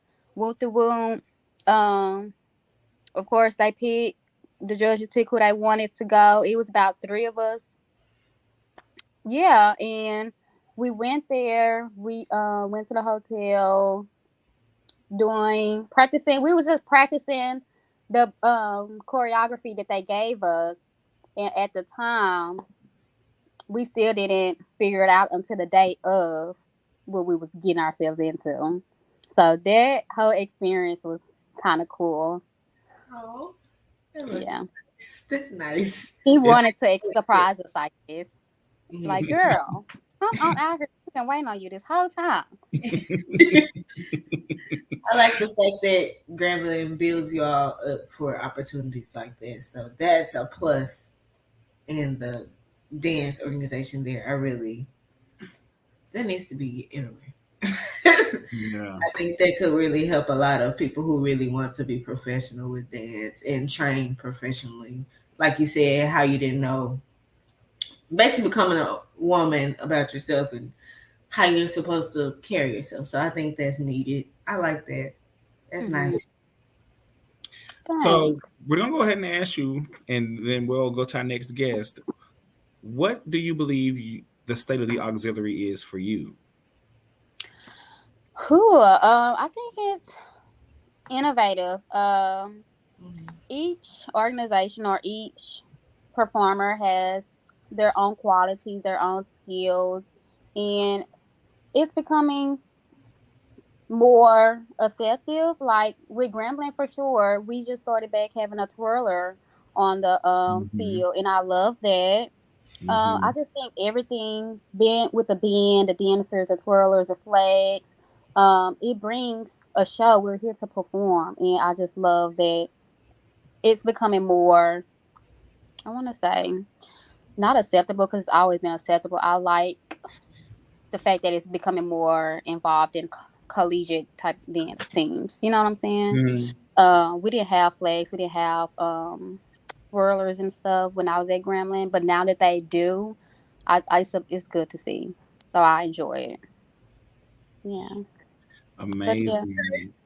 All right. I hope she's going to come back for our panel interview that I know of right now. So just give us a second. We're going to drop her down. We got 2-3 more people left, and then we're going to get to this panel discussion and get into the things. Okay. Thank y'all again, y'all. This is our Orkees from Grambling State University, Tomisha Perry, or Tamisha LaShawn as she goes by. All right, y'all give it up for her, baby. She danced behind Beyonce. Baby, I tried to keep that. I want to dance with Beyonce. Look, I had that plastered on my car, on my Facebook. What? I danced for the B. All right, y'all. Our next guest. Look, I'm gonna try not to fan out, because I fan out on a lot of things. I don't fan out much. There's a few people that'll make me fan out. It's not very many. So when I fan out, I fan out. So I'm super freaking excited for this next guest, because this will be the first time we actually met, or at least virtually anyway. But I'm about to have a fangirl moment, so don't mind me. Just allow me to have my fangirl moment. Go ahead. But y'all, coming from the Alabama State University, y'all, she is the queen of 18, in my opinion. I don't know what. Look, we'll get into the things later. But anyway, y'all, I am so excited to bring you the Miss Yasmin Whitehurst, because, baby, let me tell y'all something. Girl ate and ate and ate again. She was 18 and she ate all of 18. And can I just say she was a field queen? I think the people don't be understanding. See, we get the people that be talking about the stands, and that's cute. Got a lot of material in the stands too. Got a lot of great materials. But at the field, like, I don't remember a lot of great fields in 18 for a lot of teams. But baby, let me tell y'all who was eating the field in 18. State, was, did, am, and will again. Okay, baby, y'all give it up for our next guest, Miss Yasmin. Hey. Hi. I'm sorry, y'all. Excuse my dog. It's You are okay. fine, baby. Look, We got dogs too. I got a pet right here at my feet, so don't. Okay, look. They want Well all the attention. behaved. Yes. So she rubbing on my feet right now. Won't let me have Oh, no free time. I Miss love it. Jasmine, look, I have to say this. I'm fanning out for right now because look, you are one of the people that's been a friend in my head since 18. And I just want to say this, regardless of what anybody says, you ate in Right. 18. You Okay. did. Amen. The Thank people can be you. very cruel and critical and want what they want, but I think you have one of the few exceptional journeys.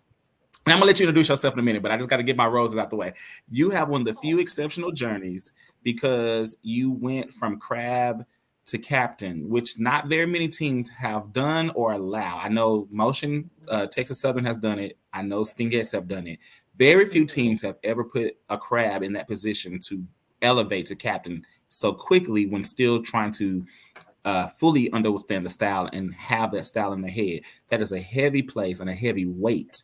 And then to have a crab heavy team, I think you had a crab heavy team, if I'm not I mistaken, too. did. I had So not 10. only are you trying to develop you, be the style, execute the Yes. style, and develop a team in the style, that is a weight.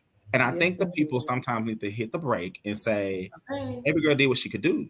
There's only so much you Wow. can do in a season. But let's get your history. Let's find out about you a little bit. And I'm gonna stop fangirling because I'm fangirling right now. Man, look, Don't do too. that. No, Thank seriously. y'all. Oh my gosh. Thank y'all so much. I'm so excited and I just am so grateful to hear all of these loving words. That just makes my heart so warm. But I am Yasmin Whitehurst and I'm 26 years old. I'm from Shreveport, Louisiana, the ratchet city, the top of the boots. Okay. And I started dancing, I would say when I was very young, but I have actually never been like classically trained or professionally trained. I grew up doing hip hop, jigging, social dancing. Like that was my thing. You know, I was the girl that you was gonna find in the middle of a party group just dancing. Like that was me. And I found the love for performing when I went to middle school, and that's where I got on my first team. And then I danced in high school as well for a year on a drill team, kind of like UDA style, LSU style. And then I went to Southern where I danced Golden Blues 2016. And then I did transfer to Alabama State where I danced as a singlet and I was the captain in 2018, as he said. So now I'm just teaching under my dance brand, Yes Let's Dance, where I train and I try to help other girls to get beyond the level that they think that they are in their head, you know, so that they can actually get their talents out there. Because like I said, a lot of people actually are in their mind about um where they are. You know, it's hard for dancers like me who don't have that professional training to get out of that mindset of, oh, I can't go dance. So I try to help people who are just like that get to their, where they want to be. Okay, Quay. Okay, so what made you first things first, Golden Blues, because you said that, right? Mhm. How was the transition from Golden Blues to Stingettes? It was difficult. I would say me learning the golden blue style itself was difficult. Because I was coming from stiffness, you know, so that was a transition in itself. And then from golden blues to stingettes, that actually it helped me learn stingette style because golden blue is very fluid, you know. But like I only had a year on golden blues, so I was still kind of adjusting to that style. And going to stingettes, it was just different. You know, I would say for both, it was kind of difficult for me as a dancer just to adapt to both. Do you feel like that was like one of your best decisions to make, transferring? Absolutely, absolutely. I believe, and not in that way. It was hard for me to leave Southern. I love Southern. Southern was like my home. And that's really one of the reasons why I left because I was too comfortable. And I just felt that God had more for me. You know, I kind of went through and did everything that I wanted to do in a year. And it's like, okay, well, was next. You know, I could have graduated that next semester if I had stayed, but I decided to go to state and start all the way over. And it was actually my teammates and a bunch of other people from Southern who pushed me to go do it because I didn't think I could. I was like, I can't make that team. I'm not trained. Like, I auditioned for Dolls in 2016 and didn't make it. Like halfway through, I got cut. So in my head, I'm not qualified to do that, you know. But they pushed me, and God gave me the go. And I decided 2 weeks before auditions started to transfer everything to Alabama State, Mm. and it changed my life for the better. That's good. It's the step out on faith for me. Yes. Oh my God. Absolutely, I I had don't to. know if y'all catching what she just said. I just You picked up some of the did. numbers, Yeah. like it just hit my spirit real fast. Like Mm, so you went from Golden Blues. mhm, First off, let's go back. You tried out for Dolls, didn't make it. I did. You went to Golden Blues, I'm assuming after, or was that before? It was after. After. So then you went to Yes. Golden Blues. Then 2 weeks before audition, you went to state, Yes. Alabama State. And it just it oh my God, it's like it's so much right there in there. It's so much I want to say, and I'm Yeah. trying to hold it together. Okay, so with that being said, as you made these transitions from the rejection to the acceptance to the starting over, because you said you were ready to graduate and you Mhm. went back and started over. What led you to make those steps and transitions? Because I don't know too many people who start over. And a Right. lot of people don't know how to get past the rejection. Please speak about starting over too, please.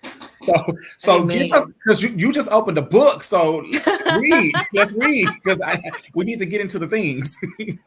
Absolutely. I mean, sometimes, you know, you have a plan in your mind and you think that this is what's for you, and then God has a whole nother plan. And I had to realize that my plan was not the plan that He had for the longevity of my life. So, or my collegiate journey for that matter. So I just had to trust and believe that this starting over is a refresher. It's a new beginning. You know, it's an opportunity for me to go to a place I've never ever been. Ain't stepped foot in Alabama. And you know, it just helped me not necessarily reinvent myself, but I became a new person. Mm-hmm.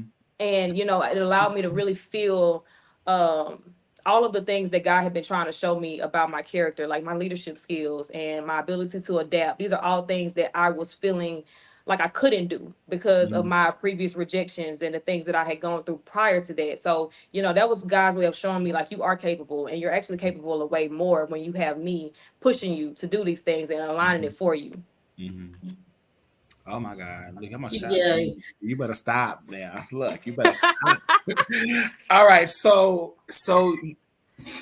I know, right, Clay? No, seriously, because like, yeah. Okay, I'm sorry. It's a transition happening. So with going there, now you've made it to state, and now you are crabbing again.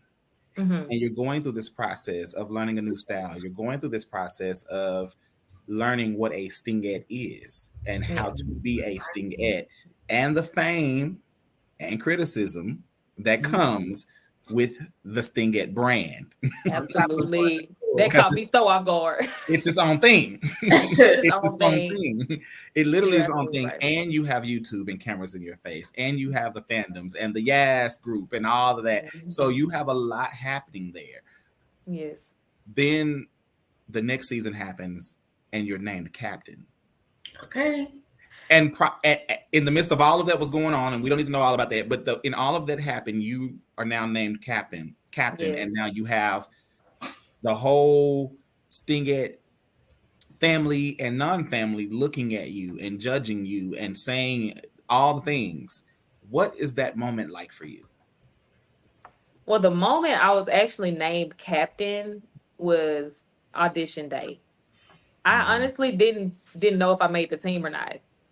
They waited until the last number to call me and say, "Well, this is your captain." When I say I broke down straight to my knees, screamed, yelled, I'm like,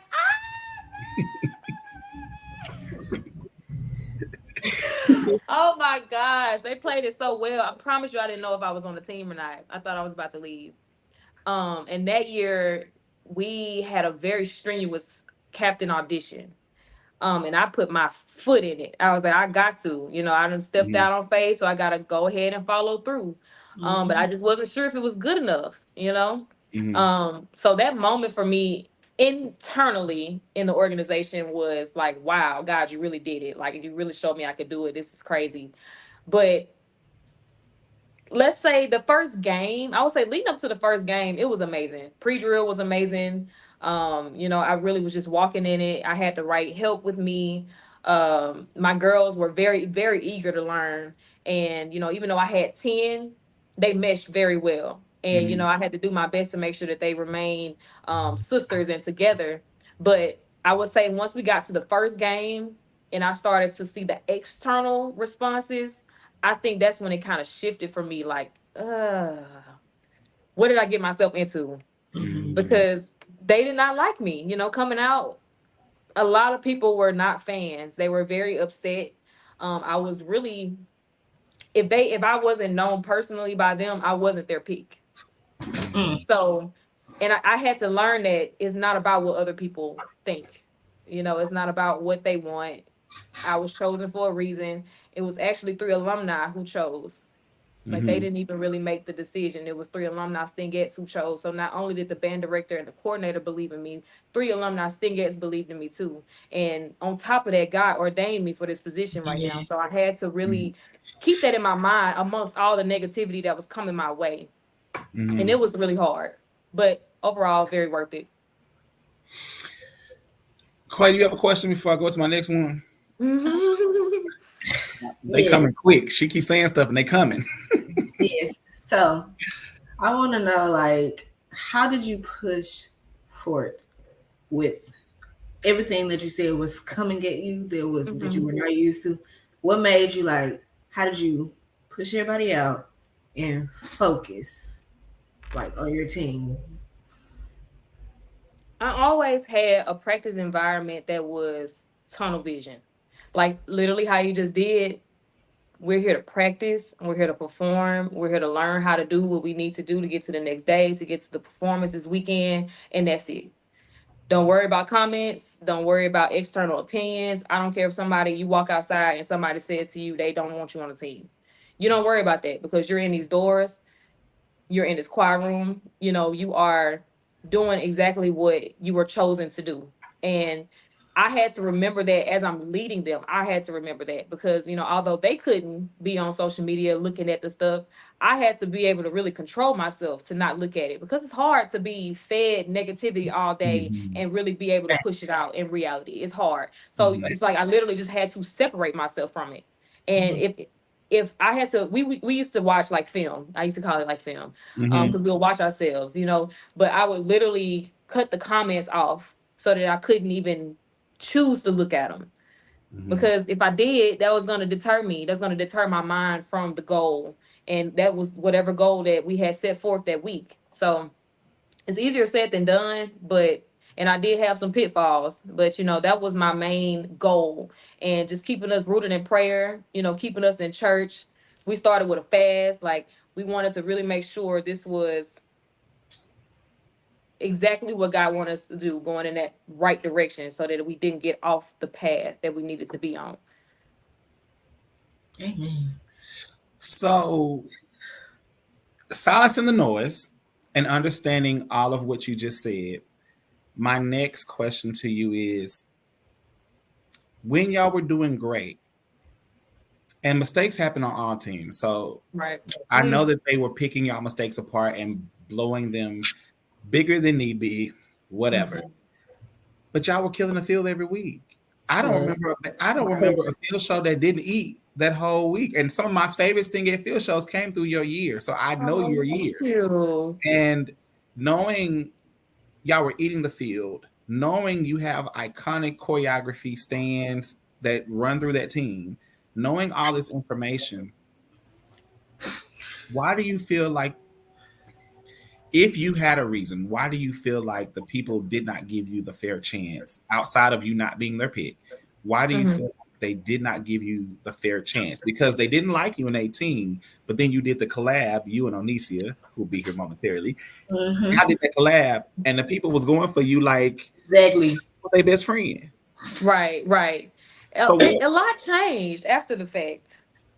yeah, I like would you say, became the iconic stingette, in my opinion, after 18. But doing 18, it's like they literally did not give you the chance that you deserved. And I don't know what that Time was or about. day. But then you know, after 18, it's like everybody was yes, yes, yes. Like you would hear the right. crowd screaming your name. But I don't feel like they were giving you your flowers in your season. Yeah, I agree. And the only thing that I could think of, besides me not being their pick at the time, um, was the fact that back then they didn't really appreciate the field as much as stands. Most I don't think they people still were appreciate attracted. Yeah, honestly, I it. feel like most people are Mhm. attracted to HBCU dance teams because of the stands, not because of the Mhm. field. Mm. And they didn't want to accept that we were a field squad. I had Mhm. 10 solid crabs who came in field. Mhm. Everybody was technical. And what they don't understand is that the team is basically picked based off of the audition routine. Our audition Mhm. routine that year was very hard. Like technically, it was very hard. So if you couldn't execute it, you didn't make the team. And that's what we got. We got people who were stronger in technique than they were in their experience in the stands. And so we had to do a little bit more work to get to where we needed to be in the stands. But like you said, on the field, we were easy going, easy selling because that was their strong suit. And I just don't think people really cared to see it. They wanted to see what could we do in the stands. And so because we weren't giving them what they were expecting, I'm guessing maybe they just didn't like it. Okay. And just a caveat, Brianna Smith, she was your crab, wasn't she? Yes, she is. That's the Yeah. girl. Yeah. We love her. We do work with her. We love her. Oh, Do. yay. We do much I work with her. love that. Yes. So, okay. Quay, next question. I'm sorry. Go You need ahead. help? Okay. So I'm No. going to ask you, what do you believe the state of the auxiliary is pertaining to whatever you want to say it to? What do you believe it is today? Well, I will say that I appreciate the increased level of exposure that they have. Mhm. I Yes. believe is really really good to see auxiliary teams, especially not just SWAC teams. I see a Yeah. lot of MEAC teams, a lot of northern teams that typically don't get a lot of love. They're getting more attention these Mhm. days, and I really really appreciate that because you don't have to be SWAC to be appreciated. Mhm. That's But correct. overall, that's really yeah. I love that many teams are getting exposure that never got that light before. It was just Yes. the It's big six, the needed. big eight, whatever. But now you're seeing all these teams rise in name and fame, and that's amazing because I think every dancer has something to bring. Right, Unfortunately, you right. dance who you dance for, but Yeah. every dancer has something to bring. Okay, so are you going to be able to stay for the panel interview? I'm not for sure. I don't think I am. We're about to get on the road in a second. I forgot you were traveling. That's right. Yes, Okay, yes. so Quay, any other questions? Because my girl got to drive safe. Um, and I want you to leave. No, like we got to bring you back too, because like I feel like we got to get into the Okay. themes. Yes. I would love to. Honestly, it's nothing that I have to ask. I just have something to say. I really feel like you need to, not need to, you have a story, and I feel like people like me need to hear it.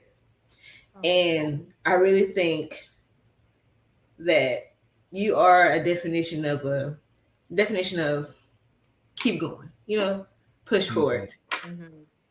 and I think that your story needs to be heard because Oh, need a lot of girls don't think that we go through the same things, but we mhm. go through a lot of the same things, and your honesty needs to be heard. So that's Well, all. thank you. Oh my gosh. I'm gonna keep that in mind. Thank you so much. Yes. No, thank Yasmin, you. you look, you made our night come tonight. We appreciate you so much Oh, because you're one of the people we have been trying to reach for a year, not for this show, Okay. but in the back For scenes of real. other things we do. And we really wanted to hear from you. And the fact that you did come through the night and share a piece of yourself for the moment we were able to get you, we definitely appreciate you. I definitely know I want to bring you back because I do feel like Yeah, there's so much you gotta more of come you back. that people can really learn from, because your hard work, your dedication, your perseverance, your silencing the noise, that's hard. It's hard to do in regular life. So imagine being Right. on a platform multiplied times 10, you know what I'm saying? And to be in that fame and that spot, many people want the spot until they get it. And you have to endure it and become it. But you overcame all of those challenges, and you're still overcoming those challenges, and you're still doing what you love to do. And you didn't let any of that stop you. So I want to give you your flowers, because I always felt like the people did not give you what you deserved. And let me tell y'all, he knew what he was seeing back in 18. and I used to be like, baby, this baby girl be eating. I don't know what it is about her, but I like her. I like her. Like, you had this spunk about you. And I don't think they got it wrong. I think the fans just said. And I was able to say that. And I'm saying this because I've apologized to another dancer, Micah, Dancing Dolls. We worked with her for our camp. And I told Micah, first day I met her, I said, I owe you an apology, because I was one of the people who was a Gabby fan. And I was so up for Gabby that I didn't give you the chance. And I knew you were a field girl, so I knew you could eat. But I wanted Gabby because Gabby was just giving me what I wanted at the time. But when I sat back and watched your season, you deserve the same spot. Yes. And I understand that probably was a decision they had to make, and you earned your spot and you gave. And me and Michael talk all the time, now, but it was just, I have to give you your spot. But I was able to apologize to her face, because at the time I was one of those people, I wouldn't I was one of those people, and I was wrong. I should have allowed her to have her season, even though I didn't get in the comments and read her or nothing like that. But I should have allowed her to have her season without questioning the why. That's good. That takes a lot. I love that. I definitely get it. So thank you, Yasmin. Please drop safe. And we're going to go to our next guest. Y'all give it up again for our stinghead, our captain of 18, our field girl, all the way from, well, I don't know if she's in Alabama no more, but was in Alabama State. Shreveport, Louisiana, via Alabama State. Our stinghead, Yasmin Whitehurst, y'all. Thank you so much. Man, y'all, Corey, you got emotional. I did. Because she was speaking, like, it's like she was speaking through. So I felt everything she was saying. I really did. Well, look, Yasmin came and took us to church, but baby, this next girl, she's about to bring the motion of the ocean, baby. Y'all better give it up for Miss Tony, coming from the Texas Southern. Well, she's not there no more, but danced at the Texas Southern University. Dallas girl, Hutch girl, baby. Tony's gonna give it to us raw, real, and unapologetic. We love her, y'all. We're about to bring up Miss Tony Williams. Hey, Tony. Hey, y'all. Can y'all see me? No, I am here. We just see the black. Okay, we got some. Hold on. Oh. You might have to go back out and come back in. It may just be a software issue. Oh, no. Try to go out and come back in and see if that will help you. Okay, she'll be right back, y'all. Just small technical difficulties. But this is Quay's Crap Sister. Yes. Okay.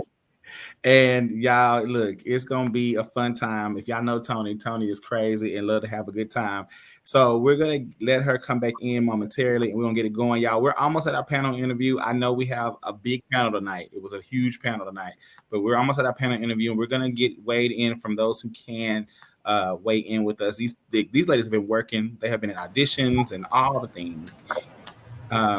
Still not seeing you. Make sure you don't have a screen cover over your camera.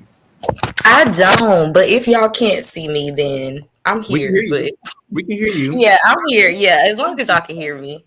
I don't want to have to leave out. Look, we can put a picture there to represent Miss Tony. Bam. Okay, cool.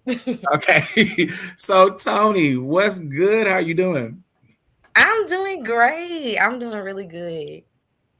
Okay, lead us off. That's your crab sister, baby. Hey, girl. Hey, crab sister. Hey, how are you? Girl, I am doing great. I'm doing good, girl. You know, working as always. So, okay. Well, go ahead and tell the people everything about you. Okay. Well, let me just do I guess my dance I guess I'll just do like, You can do pertaining to whatever. dance because I am, Lord, I'm a jack of all trades. So I have multiple businesses. I still help choreograph for dance. So yeah, I started off dancing. I was super young and I started off in church, like, and we had a great leader. And she was just technically sound, so I learned from church growing up. And then I went to elementary at John Lee Bryan, and we had a dance team and we had a majorette team, and I was a twirler. I started off as a twirler. Hey y'all. I started off as a twirler. So and I was captain, I mean, I think from second grade all the way up to fifth grade. And then I went over to Holmes Middle School where I was the captain there for the majorette team. And then in between time, I ended up going to Dade for eighth grade.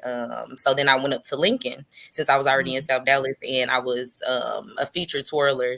And this is when I was in middle school, so I was already dancing for Purple, twirling for Purple Sensation.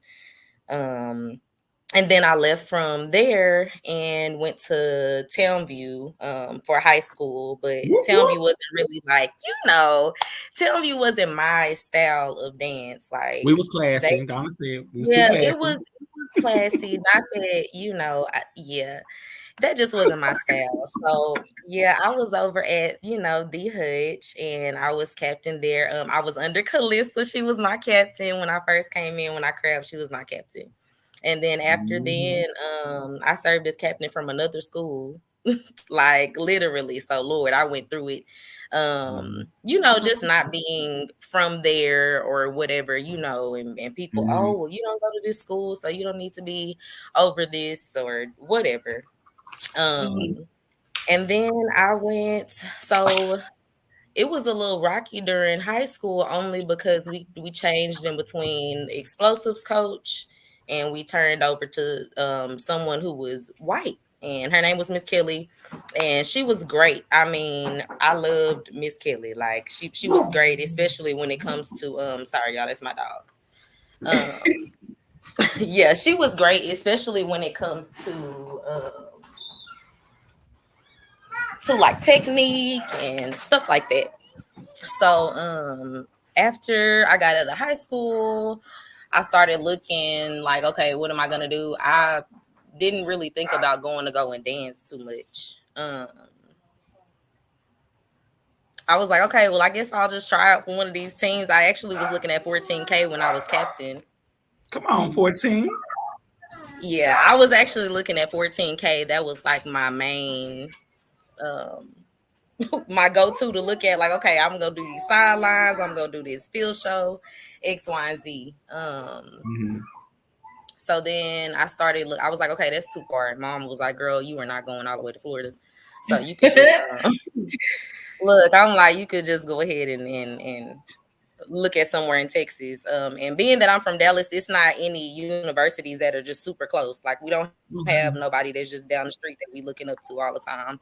So we kind of all had to like look and research and, So I originally went to go and try out for PV Black Foxes, and I made it past the first round, which was, I think we did like our own solo, and then we had to learn like something that they taught us, and then we got to the technique round, which is my thing.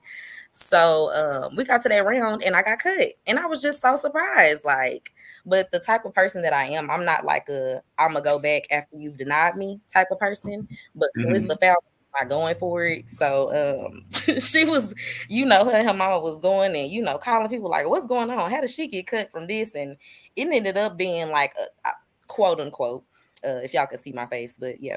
It ended up being like a mix up of scores or whatever. My scores got mixed up with someone, and they invited me to come back in the summer as an alternate. And I'm like, oh yeah, that won't work for me. I wasn't really fighting for it anyways. At that point, because once I get denied from something, I'm like, baby, let me show you who I am. Like, let me let you know who I am. And that was in 2015. So then I went to community college down here in Dallas. I had a baby, and then I went to Texas Southern University. I had a 1-year-old when I applied. At Texas Southern, when I tried out, I had just had a baby, literally. So Yeah, it was a lot. Here she go. We wasn't having it. She definitely was not having it. Um, but yeah, so then I went to Texas Southern, and it was definitely a different style. Not that I hadn't seen them before, but looking at them, they make it look so easy. And It like is. coming in as a crab, absolutely like absolutely not easy at all. Like man, when I say just the style of dance, just embodying who emotion is just a whole different ball game. Um so yeah, that's pretty much my journey on how I got or like my dance journey. Do you feel like, sorry, No, go. do you feel like there's anything that you see now versus when we were dancing like you could do differently? Um like as far as their style now or as far as like what I would want to do for myself. What you would Like want to do for yourself? yeah, okay, so like as far as me dancing, I don't know. I just feel like I wish I could say the word, but baby, I'm the bomb.com, honey. Yeah.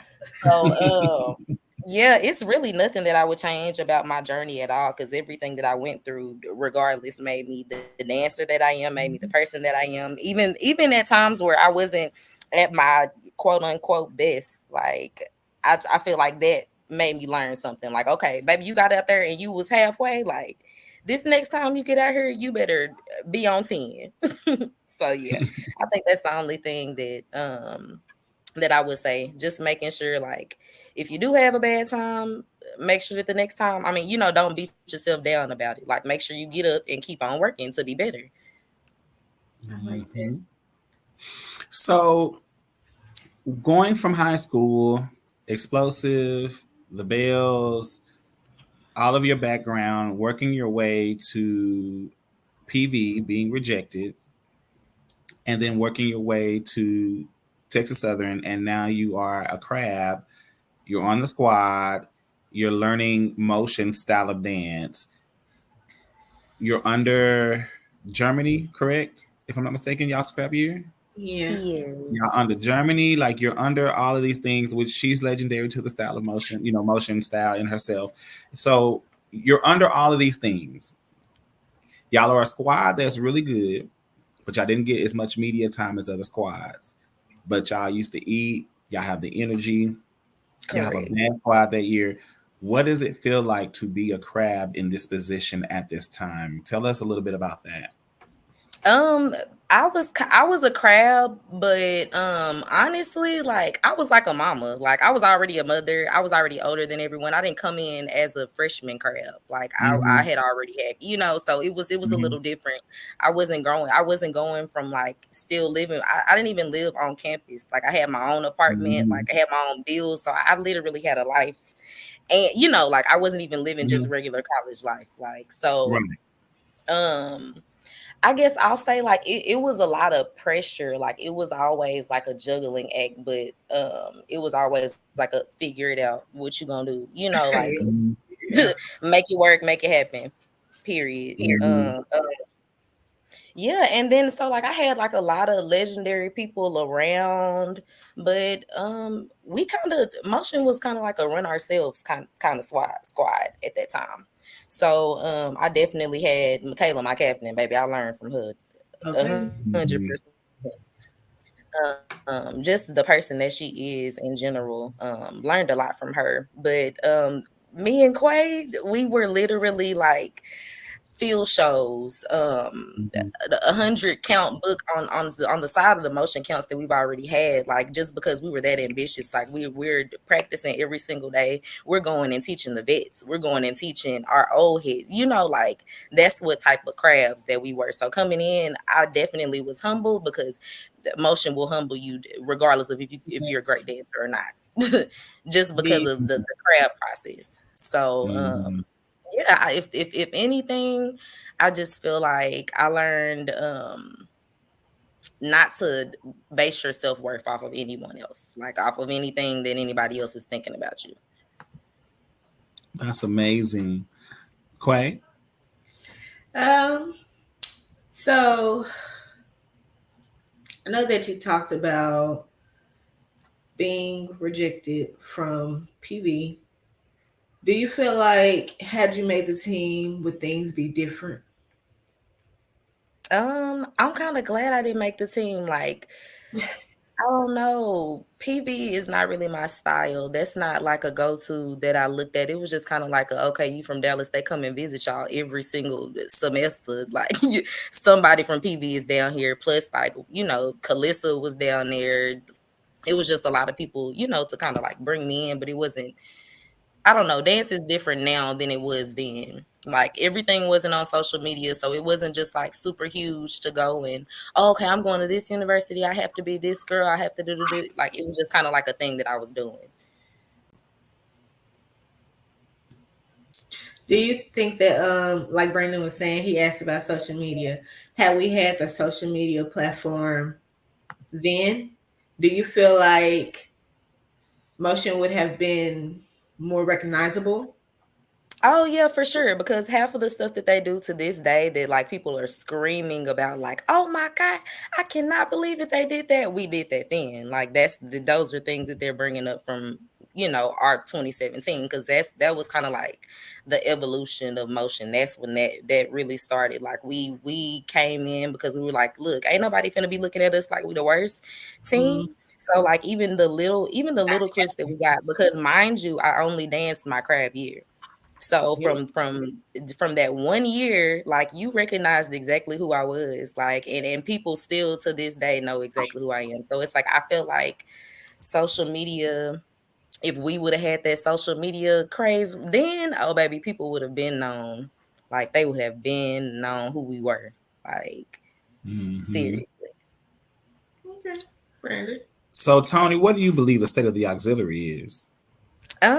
I feel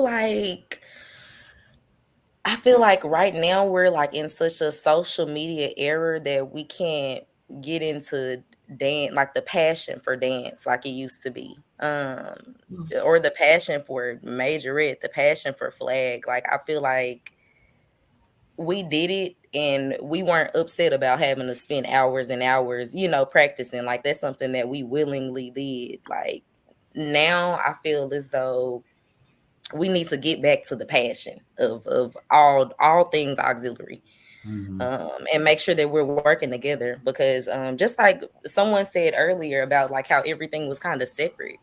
I mean, I've had that experience in all lights, like from the twirlers only being included with the band and the dancers being somebody separate and kind of looked on as like, oh, well, they not getting on our bus, like they're not doing, I just feel like it all, if it all comes together, then we're actually fulfilling the purpose of what we're supposed to be doing.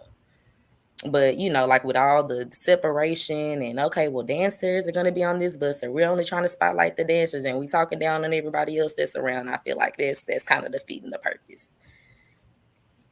I agree. I do too.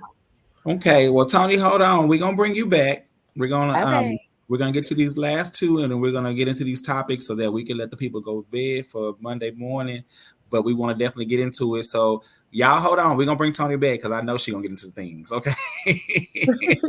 Thank you, Tony, so much, y'all. Again, that is Tony Williams from Motion of the Ocean. Definitely coming through, and we can't wait to get to the panel. You said y'all definitely ate. I was so proud to watch you ladies, and was definitely proud of Kenya Monet Clay as a captain and as a captain to crab her year and second year Motion Rock. Yes, she was definitely a crab to catch. Hey, Mama Clay, how you doing? What's good? All right, y'all, here we go. So our next guest, baby, y'all, she is the pool queen, honey. Baby, y'all better get ready for Miss Onicia Ford about to come stomping through here, baby, and about to give us the business and the tea and her great personality, y'all. Nisi is a butt queen, but she is also a sweetheart. She is funny. She is goofy. She's a fun person to be around. I'm glad to say that we are actually friends. And look, I can't wait for y'all to meet the Onicia that I know. All right, here we go. Y'all give it up from the Prince and J sets of Jackson State, Miss Onicia. Hey. You muted. We don't hear you. Nisi, we don't hear you. I don't hear you. I don't know. No, you're muted now. Are you connected to your car? You might need to disconnect from your car if you are. Okay, try now. Mm-mm. Go out and come back in. It may be just may have been sitting still. Okay, y'all give us a second. Technical difficulty. Technical difficulty. So I'm good, son. I'm so proud of you and Quay. This podcast is so good and informative. Thank you. That is the goal. We want to definitely bring awareness to all things auxiliary, Yes. majorette, everything. We definitely want to It's our continue to safe expose space. y'all to people and their stories too, because everyone has a story to tell. Okay. We want to continue to highlight that information. All right. So that is again Nisi. She's gonna pop right back in here, y'all. I cannot wait. This is gonna be so fun. Okay, when everybody gets on here, I have questions. I know. I can't wait for the panel interview. I know we're almost at the end, y'all. We got one more person after Nisi, and then we're gonna get into the things. I can't wait. I cannot wait. This is gonna be great. We're just waiting for her to pop back up. Hold on. She was driving too. She was driving too, y'all. She was coming from a situation, so she was driving. But she pulled over so she could talk to us. So she's kind of double dipping. We appreciate them again. All these ladies are working out here doing their thing, and we appreciate each one of these ladies for gracing us with their presence. Okay, Nisi. Testing. Hey, girl. Hey. We got lift off. What I was saying was, I apologize for being in my car. I am Girl, you living in fine. Shreveport. I was with Yas, so I'm on my way back to Dallas. So I'm pulled over right now. So yeah. Hey, girl. Hey. All right. So, we're going to ask you, give us the rundown. I know your background, but for the people who do not know you, who've always wanted to get to know, who is Onicia Ford? Who is this girl that pulls, who bucks, who does all these things? Tell us a little bit about your background, your beginning, all the way up to your set, making the sets, all of that. Give us just a little run through there. Okay, so I am from El Dorado, Arkansas. It's not El Dorado and it's not Arkansas. It's El Dorado, Arkansas. And there, I really wasn't like a dancer at the time. I did like studio classes with a local dance company called Dance Connection, where I did like tap, jazz, hip hop. But I was just like, I wasn't feeling it, and that was okay. My go-to was cheerleading, so I cheered from Pee-wee cheer all the way to 12th grade year. So of course that's tumbling, gymnastics, picking girls up. That's why I got this big linebacker back that I got now. Girl. She get over that. And that's kind of like what it was for me. Like, I wasn't planning on going to Jackson State. I was going to actually plan on going to UCA, which is University of Conway in Arkansas, or U of A, which is University of Arkansas, to cheer. Like, that's all that I knew. My 11th grade year, my coaches, they're from El Dorado. They're twins. Y'all probably seen them on a couple videos because they are extra and do the most. But they came and started a team called the Southern Bells Dance Company. And even with that, I was just kind of like, because the style was based off of dolls. And there's nothing against dolls, but I was just more like, I'm a hard dancer. So me trying to be dainty and graceful like the dolls are, it just was not for me. And everybody, like, some people know this story because I always say it all the time. But with the team, since we was just starting out and we're from a little hometown, like, I didn't even know anything about HBCUs. I live literally like an hour away from Grambling and Pine Bluff. Like, and I never knew about UAPB, and I never knew anything about GSU. I only knew about GSU because my coaches that started the community team brought in people from Grambling State and Southern University to come teach us. So that's the only reason why I knew about those places. But other than that, nothing. However, they wanted us to do the parade for Southern Heritage Classic, and this was in 2014. And of course, with them not knowing anything, we thought it was a game for Southern University and somebody else. And obviously that wasn't the case. It's Jackson State with Tennessee State. So we get there like, okay, like, where the dogs at? Like, and then, people like had to correct us. We're looking at like sitting there looking stupid, but it's okay. Tennessee State went out, sophisticated ladies went. I was like, okay, like, that's cute. But let me tell y'all, when Tiara and those J-Sets hit the field to do the insane routine up in Tiger Girl, I fell in love. Like, I was like, I don't know who they are, but I was like going home like on the bus that night, looking up Jackson State dancers. And that's when I got the idea that there was J Sets. I'm like, yeah, like this is what I want to do. And I haven't had any type of major red background in anything like that at all.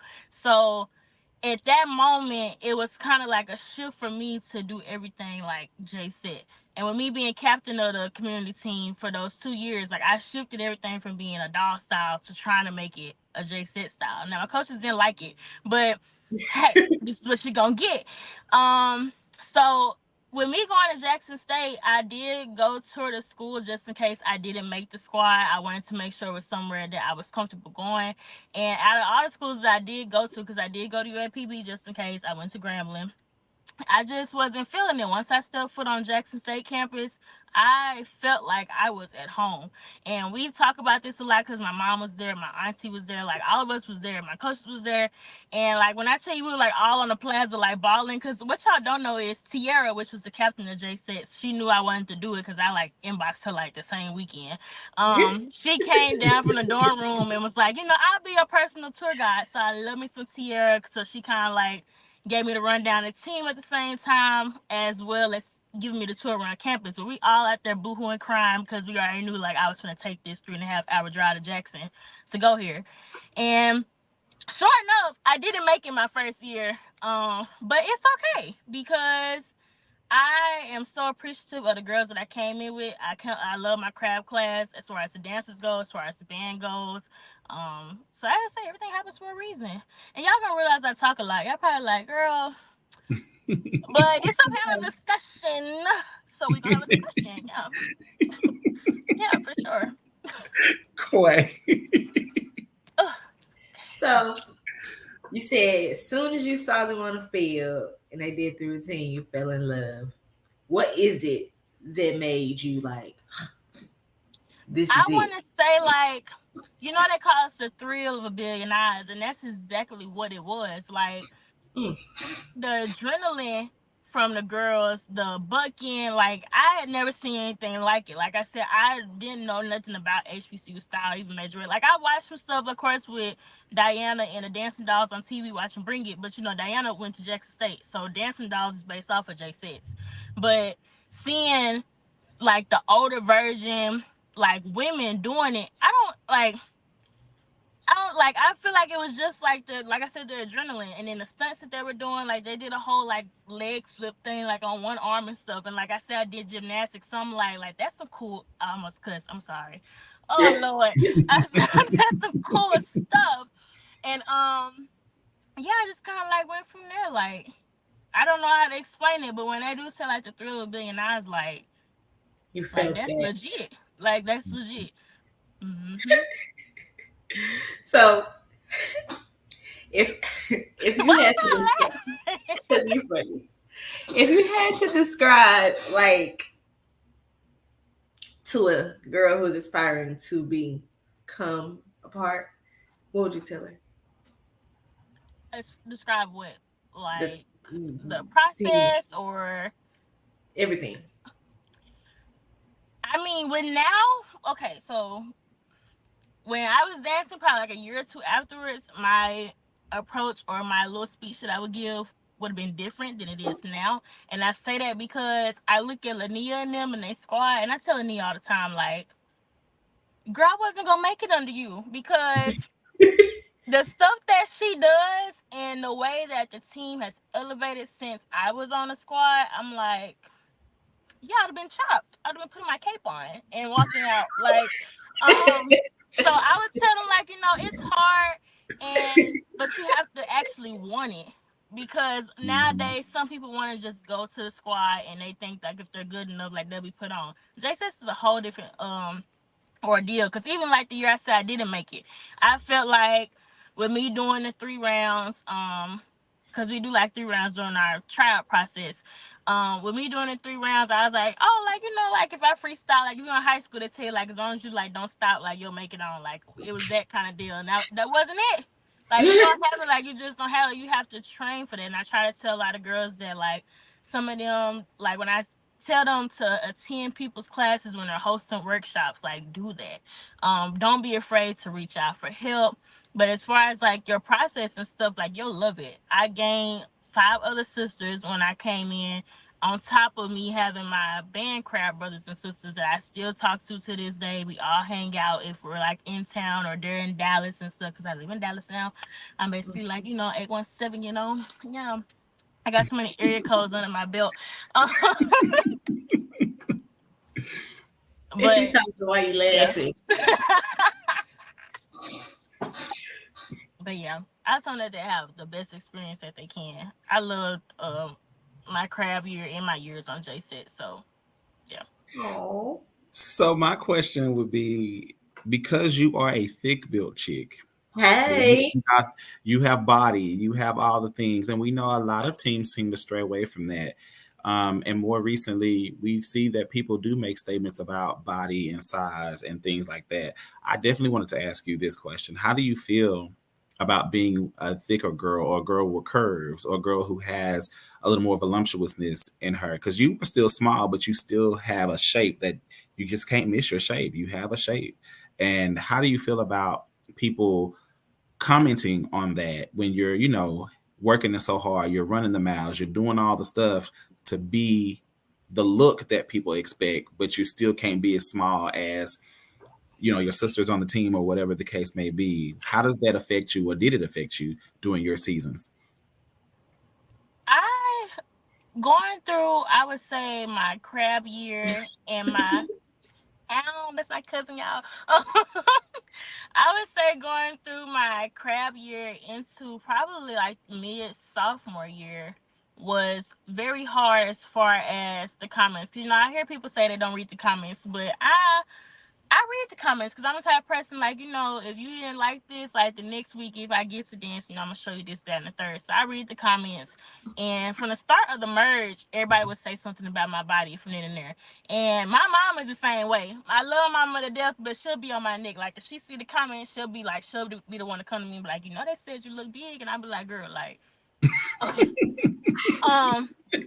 but as far as the comments go, me trying to crab and worry about the weight. Like, if y'all don't know, JSETS has a very strenuous tryout process to dance for the games each weekend. So you have to run 2 miles in under 18 minutes, which is 8 laps in under 18 minutes, or you're automatically chopped for the weekend. Like, you can't even try out to do, well, actually, she's still gonna make you do stand cuts, she's still gonna make you do field cuts, but you already know you're not dancing.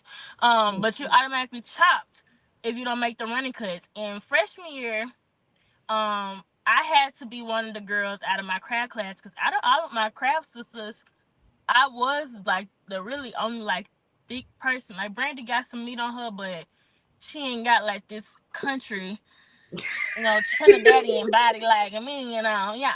So I had to be like out of my crab class, like with a waist trainer on, or having to barely eat and everything. Like, when we had to eat it for breakfast during band camp, like, I was one of the girls out of my class, like, not eating. Like, I'll go eat some cucumber infused water, drink some cucumber infused water, or maybe like a granola bar.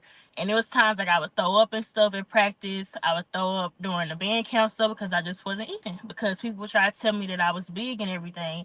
And as far as like running, I just could not run to get it off. Like, I missed my first 3 games during my crab year, and I remember I broke down to Miss Crowley, because she was like, Niecy, like, you do everything you gotta do for stand cuts, you do everything for field cuts, like, that's not your problem. Your problem is, like, you just can't run.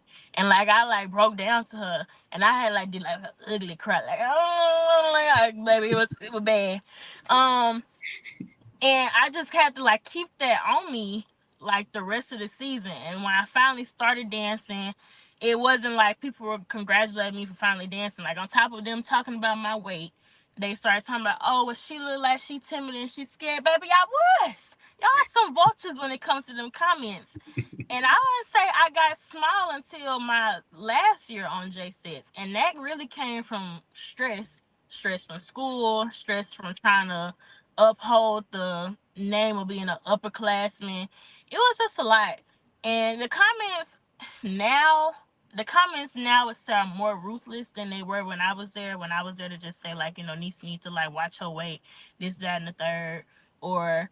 And then some of the times people that said something about my weight, like y'all didn't know what I was going through. Like I remember one video they was saying to myself, "Oh, Niecy needs to watch that stomach, or she not gonna make it next year." First of all, baby, I had already did tryouts and I already made it. Two, I was out there injured with a whole hamstring injury, dancing my tail off to entertain y'all, but y'all ain't can worry about my weight. And I want to see what y'all look like behind in the comments, cause like their little sister said, people be built like couches behind them comments. So, but yeah, I mean, I got strong skin, I got tough skin, but at the same time, it was just kind of like, y'all, I'm doing all that I can, baby. Because, like, every time we ran, I would come in throwing up every time.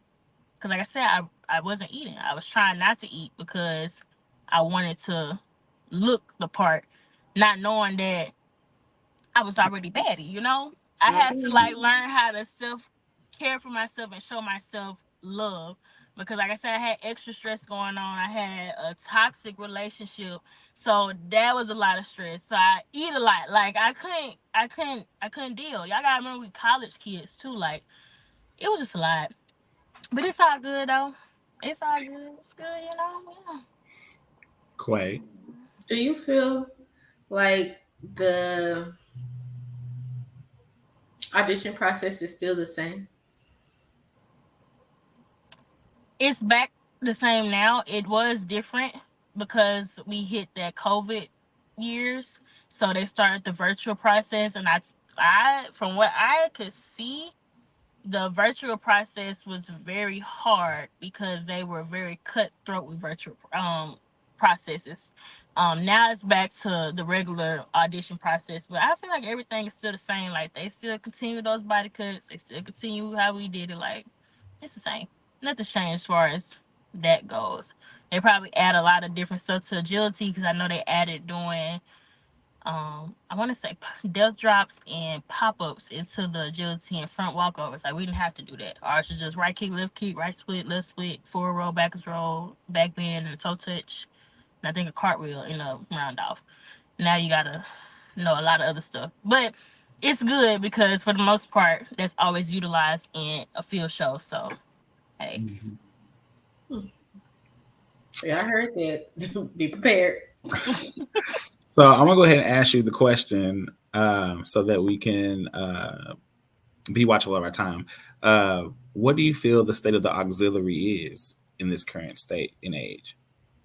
Like I said when I was speaking on Lania, I really do feel like the auxiliary is evolving, and I feel like it's evolving tremendously. And that's not just from J6, like other people that spoke. We have social media now that's giving these dance teams a light. That most people never, like I said, I never heard of these teams. Like if I had like Trans T and stuff back then, like I feel like I would have already like been exposed to that. So I feel like they have better opportunities.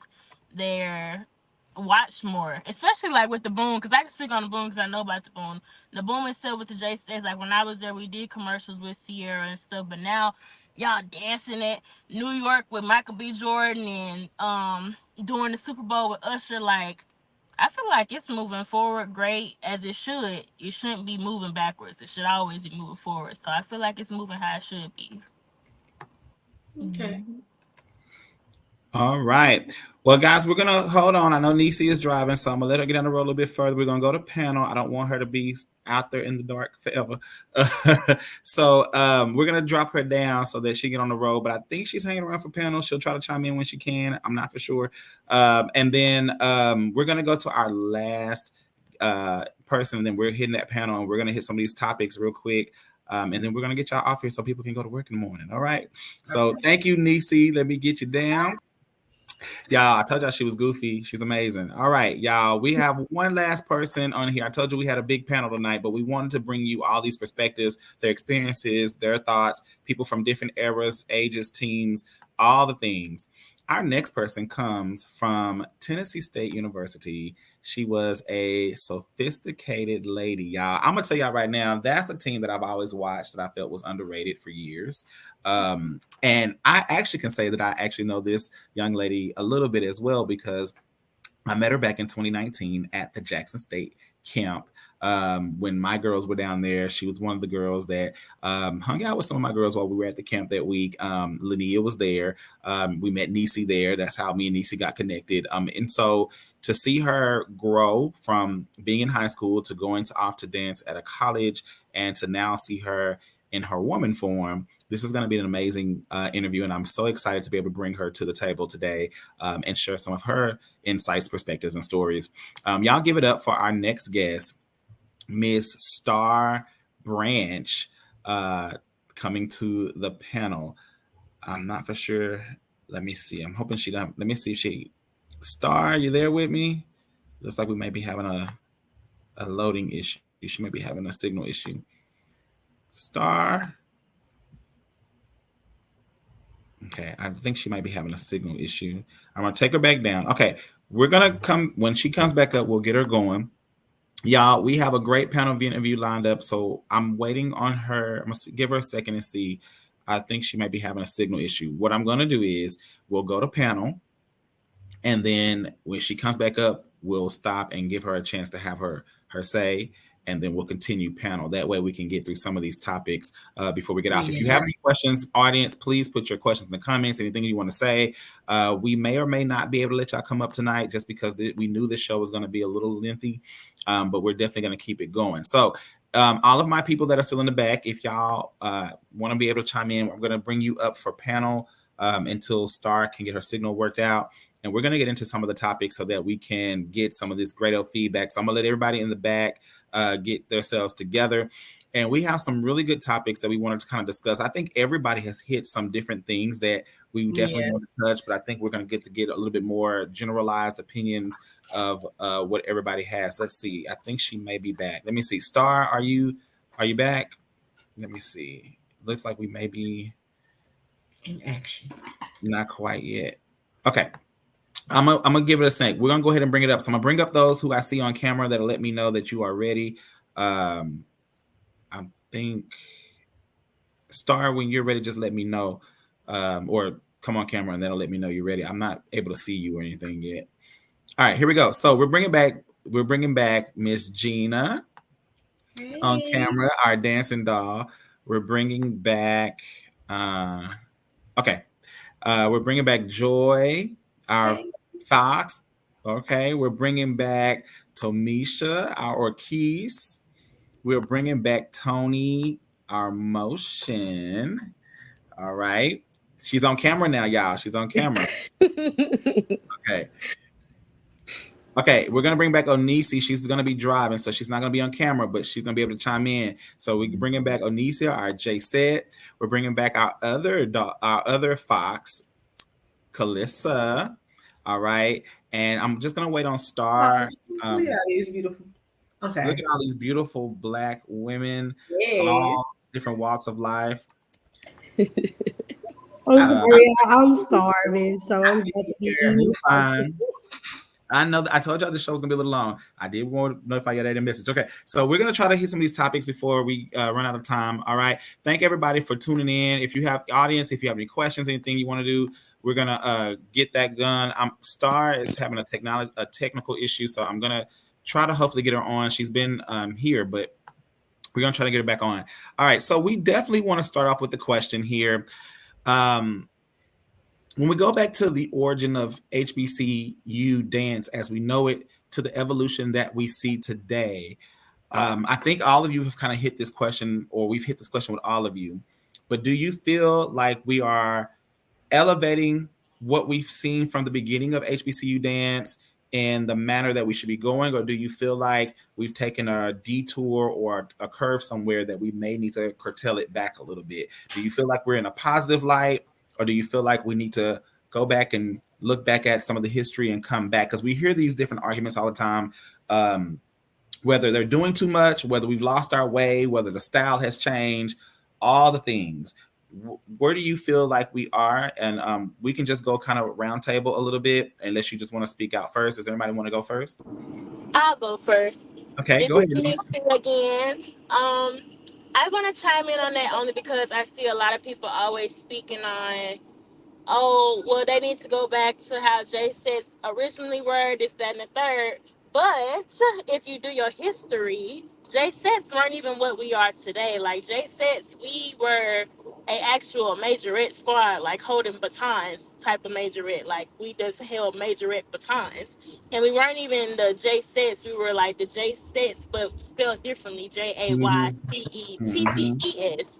And we dropped the batons to become what we are now. So when you say you want us to go back to being J sets, know your history first, because no, you wouldn't want to see us with the batons, even though there's nothing against the baton squad, or don't correct me with the verbiage, batons, the twirlers, or the Mm-hmm. flag.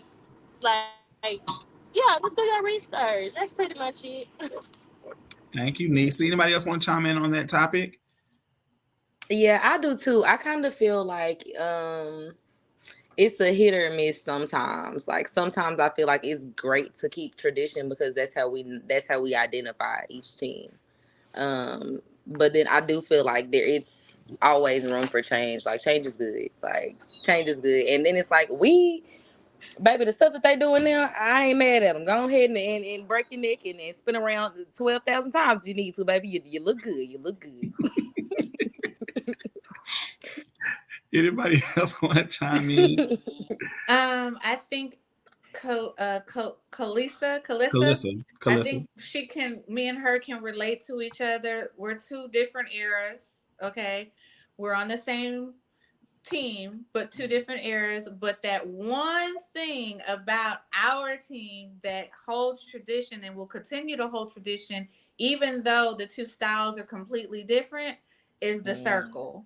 So, I mean, you can still be modern. You can still, upgrade, update, but still hold certain traditions. I think it's fantastic that, the style of dance with our dance line has evolved from where it was back then to where it is now, but we still hold that tradition of that infamous circle every time somebody comes to the Labor Day Classic or to the State Fair Classic, they come to see that circle during halftime. So I think that, it's okay to upgrade and it's okay to still want to hold on to a piece of history. So I think it's just kind of like evens itself out. Yeah. And I Look. kind of want to piggyback off of Miss Joy because when I came in 2014, I believe that was like Miss Sean's second year being over us. And the year before that, they had Miss Danielle and then they had Dr. Sherrod. So it was like when I was a crab on the team, it was like when I say we received like a lot of backlash from the uniform, the new uniforms that we were trying to get, because we were trying to get more up to that. I'm sorry if y'all hear a dog noise. That's my 2-year-old. I'm sorry. But like the style of uniforms that we were trying to wear to like stay up to date with the new trend and the routines that we were doing on the field, the stand routines that we were doing, like we had received like when I say a lot of backlash, and not from like a lot of alumni foxes, but those ones that are like strictly that was still with the old school style of foxes, they were like not having it at all. So Miss Shawn, Miss Shawn was getting a backlash for it. We was getting a backlash for it because it's like, okay, it's 2014. Trends is changing. Like we don't want to, keep the showgirl style. Like we don't want to wear the ponytails or the big wigs, the old school flashy clothes. Like we wanted to, be like all the other teams and be up to date with the trends. So we got a lot of backlash for it, but over time, the way that they are dancing now is like such a huge change. And I told Miss Shawn that when she taught the class at TDEA, and they Shelby and the I think her name is Wesley. They taught the field show routine, and it had like a lot of technique in it. And I told Miss Shawn, said, Miss Shawn, you didn't have us doing all of this on the field. And she was like, girl, I know, but the trends is changing now. So this what these kids is into. So it's like, it's okay to keep a little tradition, but just keeping it straight old school, especially if it's gonna be like 2030 tomorrow at this point, and still wearing like the showgirl style uniforms, the boots, the big hair, like, you know. And these kids these days is social media. Like it's all about social media and the presence, the following, and all of that. And when I was a crab, we didn't like Miss Shawn was our social media. Literally, she was our video recorder. She was posting on our Instagram to get the followers that they have now. Like we didn't have all the cameras and all of that in front of us, like how they have a media crew now. We didn't have all of that in 2014, 15. We didn't get that to maybe like 2016 when we came under Alex's direction or whatnot. But I say it's cool to keep a little tradition like how Miss Joy said that we still have our circle. That it's important that we still do our circle because that's what we're known for is the circle. But just keeping it straight old school, like you have to think about in today's time, like entertainment purposes, if we keep it old school from like 30, 40 years ago, people in the comments that have so much to say and the girls that get backlash for it, which will put their confidence down and be like, well, at this point, why And keep doing this? I wanted to say about the whole social media thing. Mhm. Like one day, and Brandon knows this other person that I'm getting ready to mention. Her name is Ashley Reedy. And Mhm. one day she just out of the blue sky like sent me all of these. This was way back. This was like when the social like Instagram, the Black Foxes got their Instagram, and she just started sending me screenshots of myself, of pictures I haven't seen in years.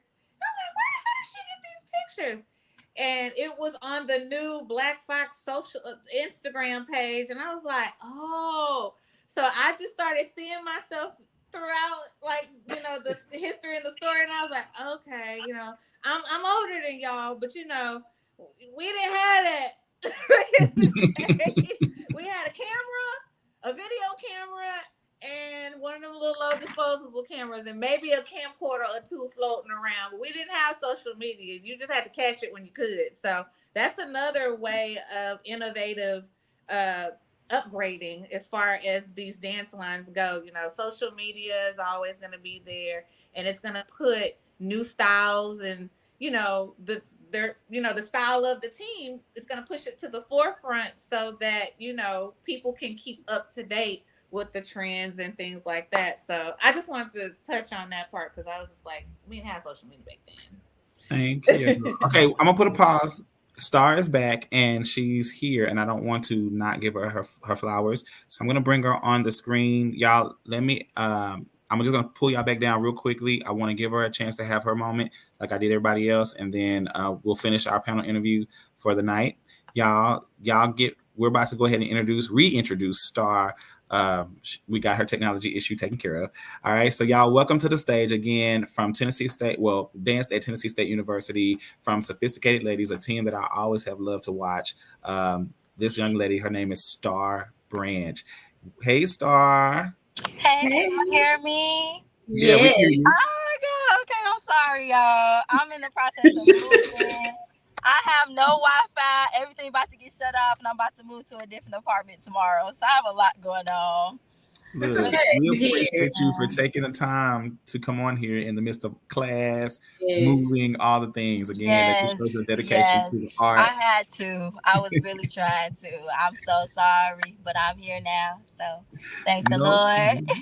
No problem. Look, so let's talk about it because you danced for Tennessee State University Sophisticated Ladies, which is a team that, kind of like in what I said earlier about motion, it's a team that didn't always get the light.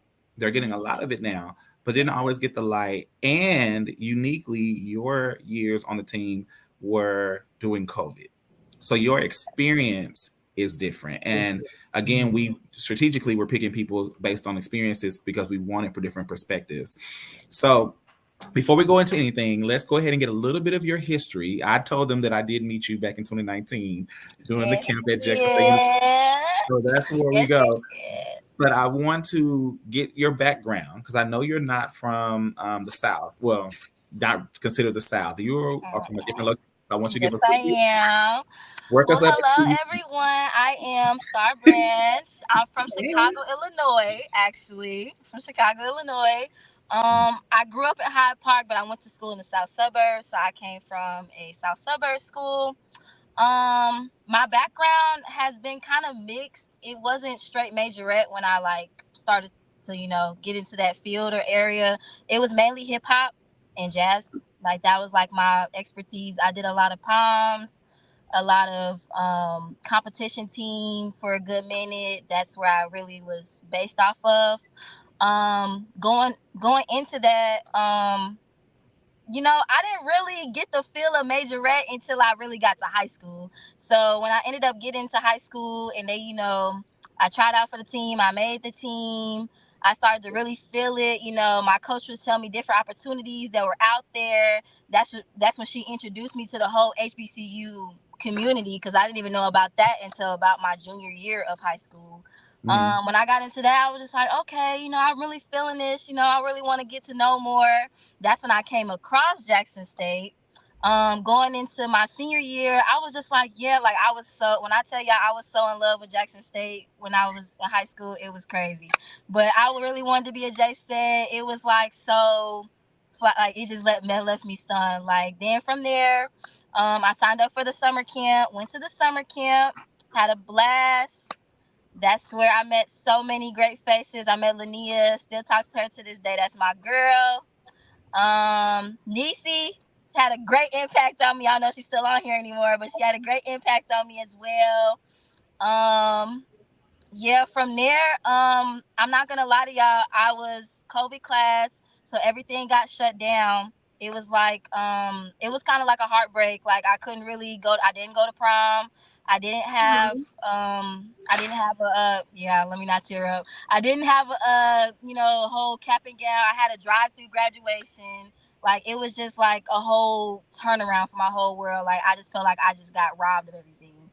From there, like my drive really came from the fact that I didn't want to just stay complacent. Like I still wanted to go out and live my dreams. I still applied to the different colleges that were like out of Chicago and out of state and somewhere that was gonna take me far, just not be complacent, because a lot of people that was around me were saying, well, it's the pandemic, we're going to stay home, we're going to mask up, we're just going to do online.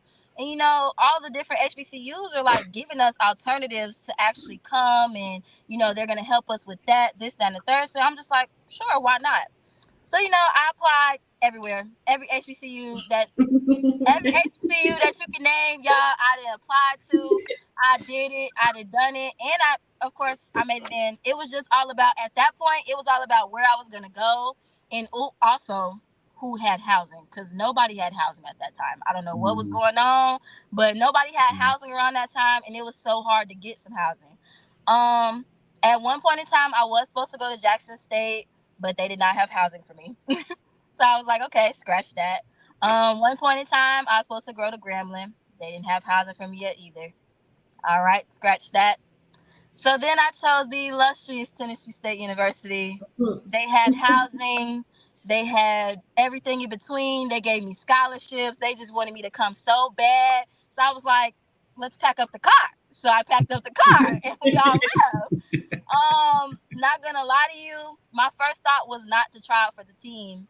What had happened was one of my friends had actually sent me the flyer. She said, well, they're still doing tryouts even though it's COVID, so go. I was just like, girl, they not looking for nobody new right now. It's COVID season. They not worried about me. She was like, girl, just go. So I'm just like, okay, let me go. So I suited up because she went with me, actually. She suited up with me, got everything together. My coach was, still back and forth with me, calling me back and forth, making sure that I got everything together, that I was going to be okay. Mind you, it was during COVID, so we all real social distance. Couldn't really, interact with too many of the girls that I was trying out with, but I was doing the best I could.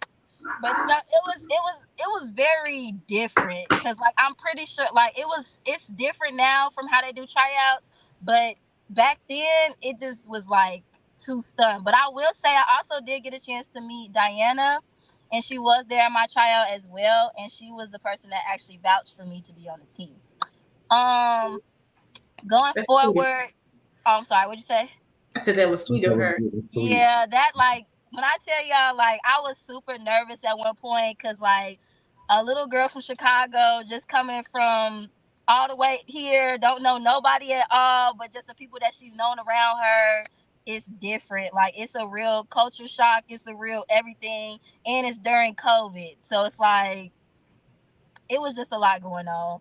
But what I will say is, like, I'm glad that I did it. I'm glad that I was able to experience it. I was glad. I thank God every day for the opportunities that it has given me.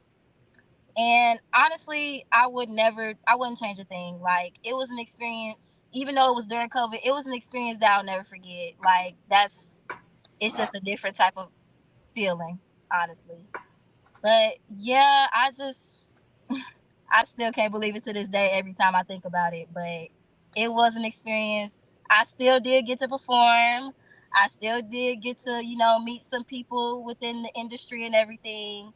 So it's like I wasn't robbed too much of the experience, but I will say a lot happened that following year where it was like, dang, okay, COVID's gone now. But, I still had a great time on it.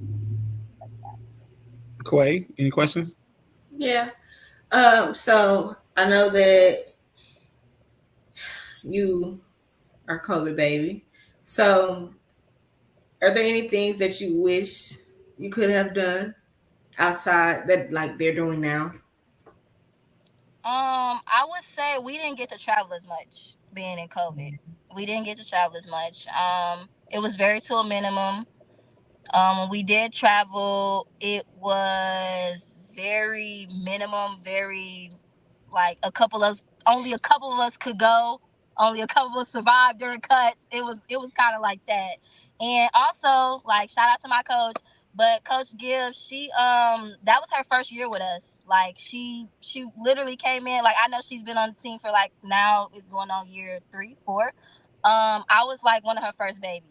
So her coming in, she's trying to get the feel of it. We trying to get the feel of it. My captain is trying to get the feel of being captain. It was just like everybody was stepping into roles that they just, just were coming up on, but they were doing a good job of doing it. So, I just really feel like that traveling, and I want to say the guest appearances, because I will say as time went on, we started to get recognized more, and as we started to get recognized more, people started to hear about us and want to feature us in their music videos and want to bring us on to different things. And honestly, that was the best thing. Like, I talk to the girls every time and let them know how proud I am of them, and let them know how, I didn't get a chance to have this, but I'm glad y'all did, because it's an experience for in a lifetime. So, yeah. So I'm going to ask you this question, and I'm going to bring you into the panel interview with everyone else so that we can be cautious, because I know I'm at my time. So with that being said, what do you believe the state of the auxiliary is, in your opinion? And that can be whatever you believe. What do you believe the state of the auxiliary is as we know it? I would have to say, with it being so media based nowadays, I feel like it's starting to shine more light, and people are starting to want to be a part of the dance lines and a part of the different teams that we're having now. And honestly, I feel like that's the best thing that could have happened. It could be shined on in a negative light too, because the comments go crazy sometimes. But overall, that negativity shines, like the positivity shines over the negative all the time. So honestly, I feel like it's growing and it's changing.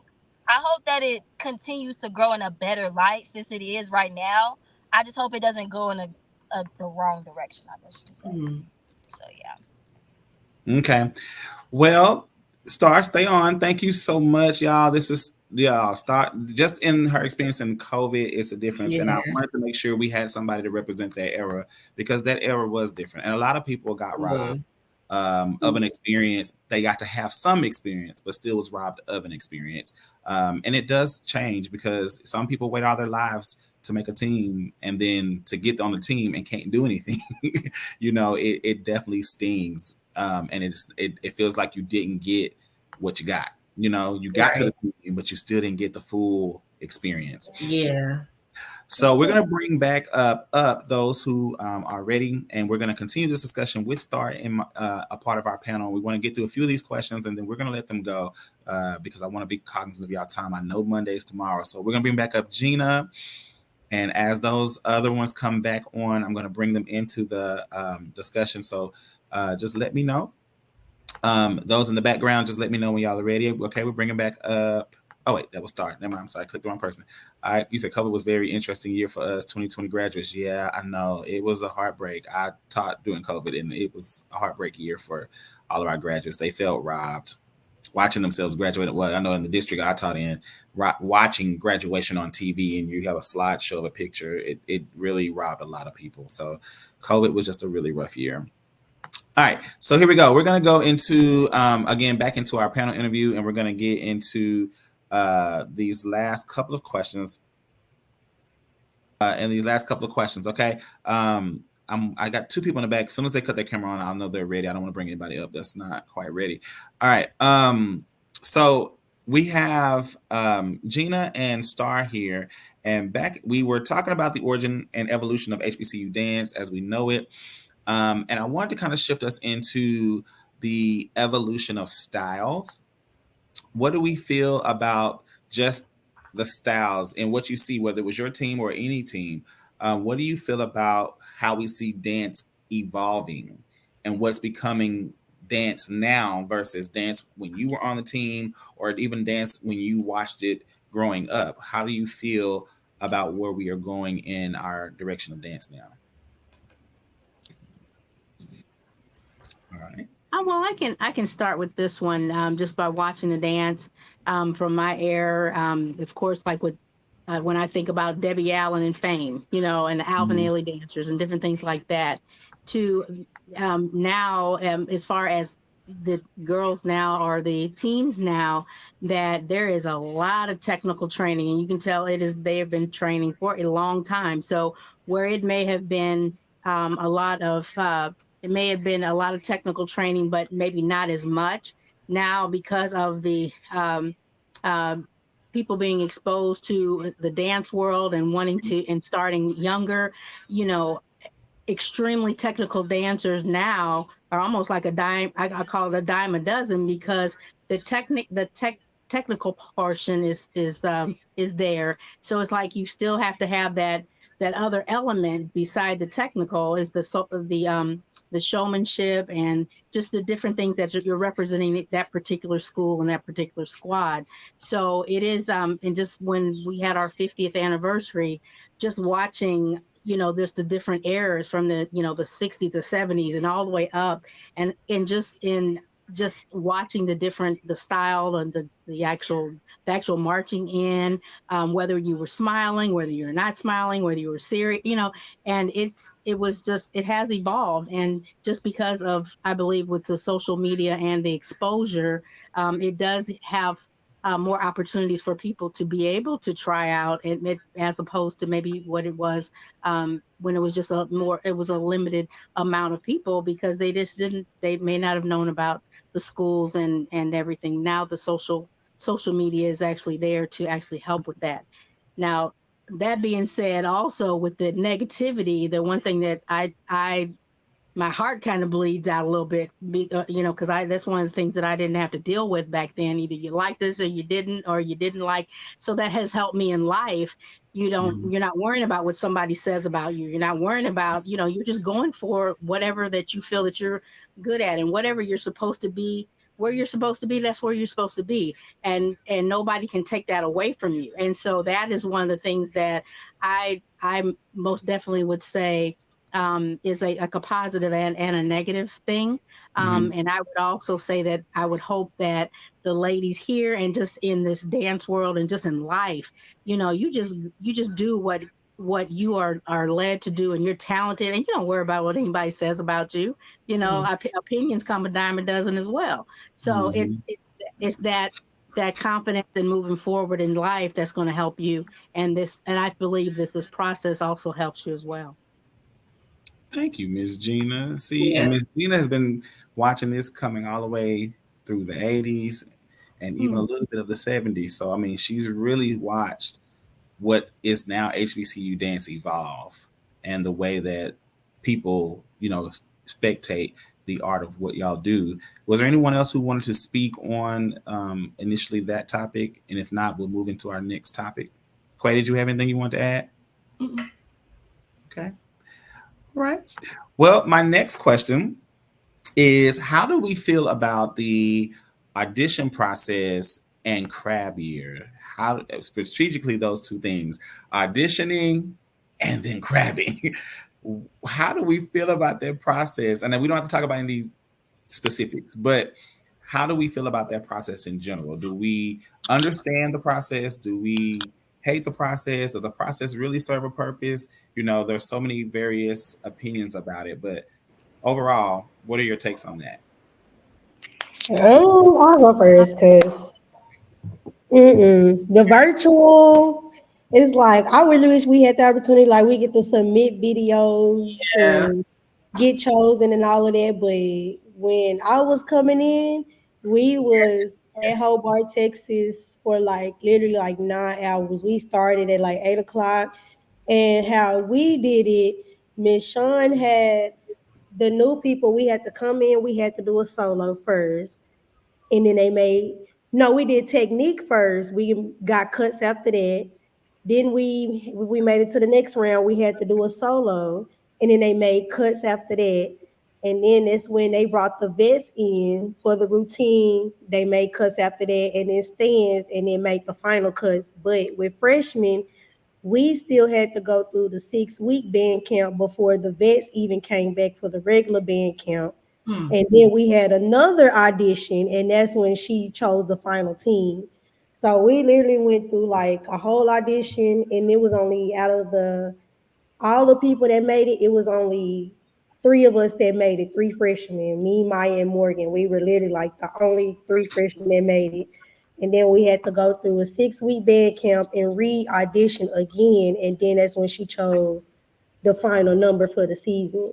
So it's like I don't think these kids, for me, I feel like these kids have it easy. And I say that all the time. Like they literally have it easy. You get to send in videos, you get chosen, then you come in person and audition, and it's like it takes away like the real audition process, like how we literally had to be there all day. We tired and we still have to keep going because we want to make cuts. And then crabbing, you know what I say, Brandon? Because I feel like because now we have more social media, and I always say these kids not built like we were. Like these some kids don't have accountability, and it comes from their parents not holding them responsible for anything, or their parents handling everything for them. Like my mama handled everything for me, but going into Prairie View, I had to learn like, okay, my mama 4 hours away. She's not gonna be able to drive down here every other day to handle my business. So I need to put my big girl panties on and do what I need to do. But it's like nowadays, like you say the wrong thing to these kids, and there they go going to admin or going to student affairs, and now we getting in trouble for literally every little thing. Like I feel like the crabbing process isn't the same either, because if that's the case, then the people that was crabbing us need to go ahead and be in jail. It's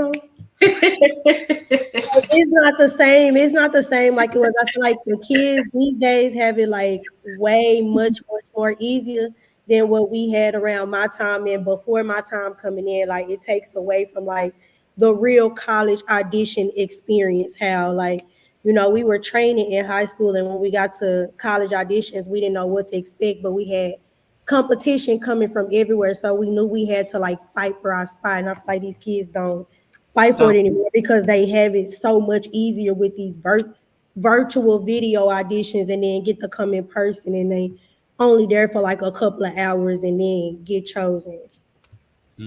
I agree with Calissa. I think it takes away from you pushing yourself as a dancer. It takes away from that experience coming in as a transitioning from high school to collegiate dance.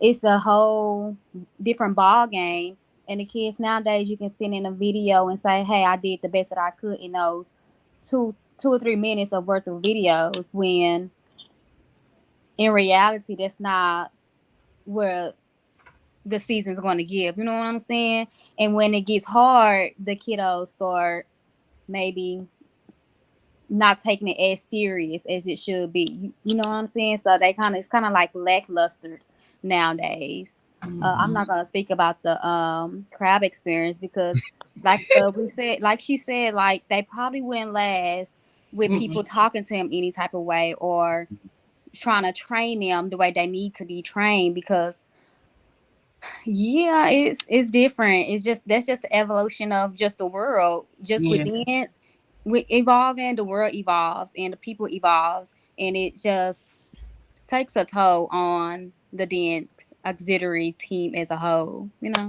So I agree.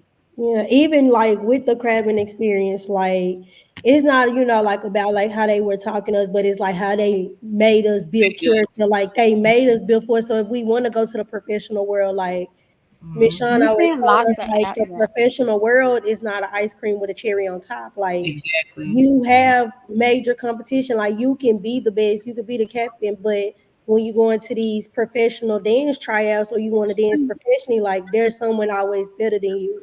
Yeah. And it wasn't like always about like the talking crazy or y'all will never be good. Like it wasn't about. It was all about building character, and I feel like that's what some kids lack these days is the character and the endurance of it. Like Yeah. how we had to go through a whole 6 week band camp and audition again. Like that made us practice harder because that put us in our mind like, okay, Mhm. yeah, you made the first cuts, but we still have a whole nother audition. And even at the second audition after band camp, a lot of vets got cut because they got comfortable. So she was showing us like, never get too comfortable, in your spot or your position because anybody, can take it. And then with the crabbing, like these kids have social media. So like, parents are allowed to, post like, hey, my baby made the team, all of that. We wasn't allowed to post until, after we crossed. And that was Yep. At the end of the that was literally after the season ended. Like, literally we had to wear black. I hate and wearing black and white so much because we had to wear black and white for freshman band camp, then the vet band camp, and then we still, even if we made the final cuts, we still had to wear black and white all the way up until like May. And then that's when they allowed us to go ahead and, wear the other colors that the vets was wearing. But it was like we weren't even allowed to announce that, we was a Fox until towards the end of the season. But it's like these kids have social media, so they able to post pictures and videos and all of that. So it's like the crabbing experience isn't even the same. And then, with the world, how we have like, the major red community, how they, know the dance team business now all of a sudden. And it's just right. crazy. Right. It makes the experience less more interesting. Like when I was going to the Gremlin PV games, like even sitting on Gremlin side watching the dances, it's like, oh, I can't wait to be one of them. Like I wonder what they have to go through, to even be on the team.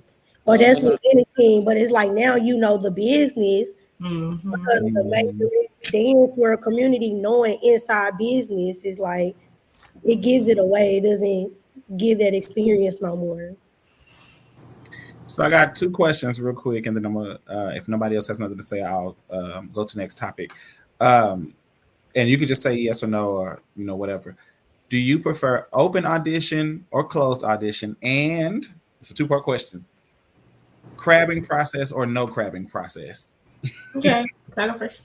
Yeah. Open. Right. Okay. I would like open because I feel like it gives everybody an opportunity to see how someone was judged. Mhm. So I say open and I say a crabbing process because yeah, you have people who know how to do crabbing correctly, and then you have those individuals and people who do things that doesn't even have anything to do with you know the process or anything. But I will say it keeps you humble as a dancer. Like Calissa said, everybody's coming from everywhere. Everybody, it's gonna be people just as good as you. So when you're getting on these teams, thinking, okay, because when I got there, I didn't even know that I had to do all that, to be honest. So when I got there, I was like, okay, I'm not a part of the team. So I'm just a dancer.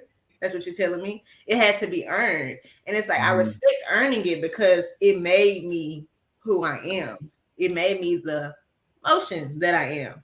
And I feel like today, because it's so like you could tell now because it's not even the same respect given to the name now. You know what I mean? So Mm-hmm. definitely feel like crabbing is needed. It keeps you in line. It really does. Because just because you're good when you get on the team, it doesn't mean you're here yet. You know what I mean? Like Mhm. I was good, but I still had to be made into that dancer. It's so Like, right yeah, there. I could dance, but Or even just that I had to get person, this like style. person. Cause like even outside of dance, like I'll just say like I feel like that process like helps like just with Yes, your day to day. It's like it it does. helps you have that tough skin. Like Yes, baby, it it's does. really nothing that I can go through that you can try to put me through that I Exactly. can still have a smile on my face and Mhm. handle it with grace. Like literally. So I just feel like yeah, crabbing for sure. Yeah, definitely crab. Like don't overdo it and Yeah, don't underdo it. don't do something that Heavy doesn't on the don't underdo it because yes. earn it. Yes, earn it. You should want to earn it. You fought to be on a team, so why not Mhm. earn what you want to be? That's just Right. no different than you working hard all year at work to get the head manager position. It's nothing different than that. Like if you really want it, if you really love something, if this is really something you want to do, you're gonna work for it, no Yeah. matter what. And So it makes people respect you too. Like the people that come after you. Like you can't want to like up and crab somebody else after you like real hard and you were like a mm-hmm. sorry crab. Like Yep. it makes For no real. sense. It showed like it was a comment. He said it shows perseverance Right and there. yeah, and character. Like that is Mm-hmm. real. It really does. Exactly. It builds everything in that. When he said that, it hit me. It hit on the nail. So Yeah. Okay. If there's nobody else on that, I wanted to talk about, and I'm hoping Gina can give us some insight on this. Um, VHS versus social media. I know a lot of y'all kind of took that a little bit, but going from the VHS years to the social media to fans, influencers, Calissa kind of brought that in already. And then even the reviewing videos and the comment section that people have. How do you as a dancer feel about all of the people chiming in on what you do that may or may not be able to do what you do? And then Gina, if you could just give us some understanding of the camcorder VHS era and what that felt like versus what we see now as today's instant. Like y'all can literally be performing and we instantly see it no matter where we are versus Matt said you had to be back in the day, you had to be there. There was no social. The fifth quarter stayed till the flash of lights on you, and we couldn't catch it on YouTube later. You was either there or you wasn't. So how do we, time in on Well, that? well, absolutely. So it's just like some of the footage. So now I'm actually seeing footage that I've never seen before because it's been wherever it's been, and they've put it on, YouTube and different things like that. And of course, the quality is much grainier and different things. And a lot of that footage is, like 30 some years old. But now with the social media, with the phones and different things like that, and the quality of it. It has a good quality that you're actually capturing your dance experience and being able to see it in a really really professional, but at the same time, anybody's phone can come out at any time and you can see whether you're not smiling or if you have an attitude, whatever it is, and they can actually put that out there as well. And I think with the social media now, as far as with the phones and the VHS component of it, compared to the media, it's less controlled. It's most definitely less controlled because whatever was, if it was up in the stands, if they had something up in the box stands and they were, and of course you couldn't see everybody, you couldn't see individuals unless you had certain cameras in place. It was most definitely more controlled than now. And then as far as the media content, the quality is much better, but you just can't control what's actually being put out there, which can really put you at a disadvantage as well. Thank you, Gina. You're All right. welcome. My younger ones, as far as the social media, I know Calissa gave her 2 cents somewhat on that, but how do y'all feel about the heavy comment section, the heavy critique section, the heavy, we gonna talk about y'all and tell y'all what y'all supposed to look like and what a fox is, what emotion is, what orchis is, and they never been on none of them. You don't have to. I feel like Okay, because you knew it was finna happen. You knew it. You don't have the I, credentials to go ahead and cut it. oh, Okay. that's what I was about to say. I feel like if you've never went through the process, you've never hit a field, you've never been in the stands, you don't even know how to do a period. If you can't do the things that dancers do, or you've never had the experience like we've had, I don't think you should have a say so. That's like me saying how the president should be when he get on the stage and tell how the country should be ran. I've never been in his shoes. You never been in our shoes, so how would you try to say this? Whatever opinion you have, I personally or Keesis always get the backlashes, and a lot of people have never been in our shoes. We don't just do field work. We're in a whole company. We're doing concerts throughout the whole year, and it's multiple of things that we're into more than, because Maroney didn't just look at stands and game days. That's just pushed to the side. You do that on your own time. That's when we practice that type of stuff. It wasn't a necessity that we had to do that. We did that because we really wanted to dance. You know what I'm saying? So we really didn't have much practice time for game days. We just get out there and we just do the best we can. So a lot of like the little buddies and these outsiders have all these comments, and they don't understand the amount of hours of practices we've been in. And honestly, we practice more than the football team. We practice more than anybody on campus, and we have so much backlash. And it's draining. I can't stand it. I never like respond when I do see it, because I'm not that type of person. But it's becoming redundant, and it's kind of old. And if you haven't been in those shoes, you don't have a say so in anything. You don't, And I and don't respect it. Social media. yes, and baby, I get into it with them. Me I personally, Sister, we girl. already know. me personally, because I don't like that. Like, even with the new girls, like, it's like I don't care how bad motion messed up. I could be in the background, like, saying whatever I need to say to them, but you don't say nothing to them. Okay. Like, like, it's just you don't understand what they already going through, because the moment that you mess up, you already beating yourself up. Exactly. So it's like, don't. Oh, that just irritates me so bad. Or just And trying to it's pin. nowadays They try to pin competition, it, like, everybody against each other so bad. Like, ooh. they try to pin past against the present. They try to pin, like, teams against each other. Like, girl, you don't know, that might be my best friend. Like, and I don't know. It just gets so messy And behind that's the. another thing. This person just commented something about mental health.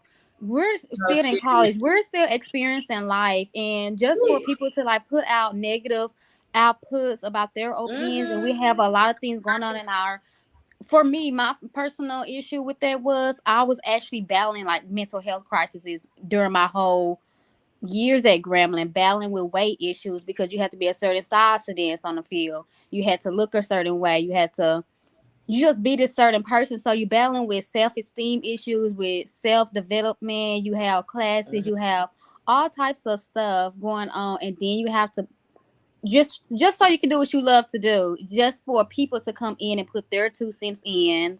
And it just tears down the whole It does. thing. And nowadays, how they Dancing. like pinning teams against each other, like how, like, I know it was a lot of talk about when it was the Jackson and the motion game, and every captain has that one game that's just not for them, and Or it's always even when like the their cards size, just and they aren't dealt was, in your yeah. favor. Like, Yeah. because we all And know it's that like the band everybody isn't dancing is like catered to not the the dancers. same. Yeah, and everybody's styles Like, are different. So you can't say like how they were saying like Jackson versus the Dolls. They were saying, oh yeah, the J says one or the Dolls one. It's like it's two different styles.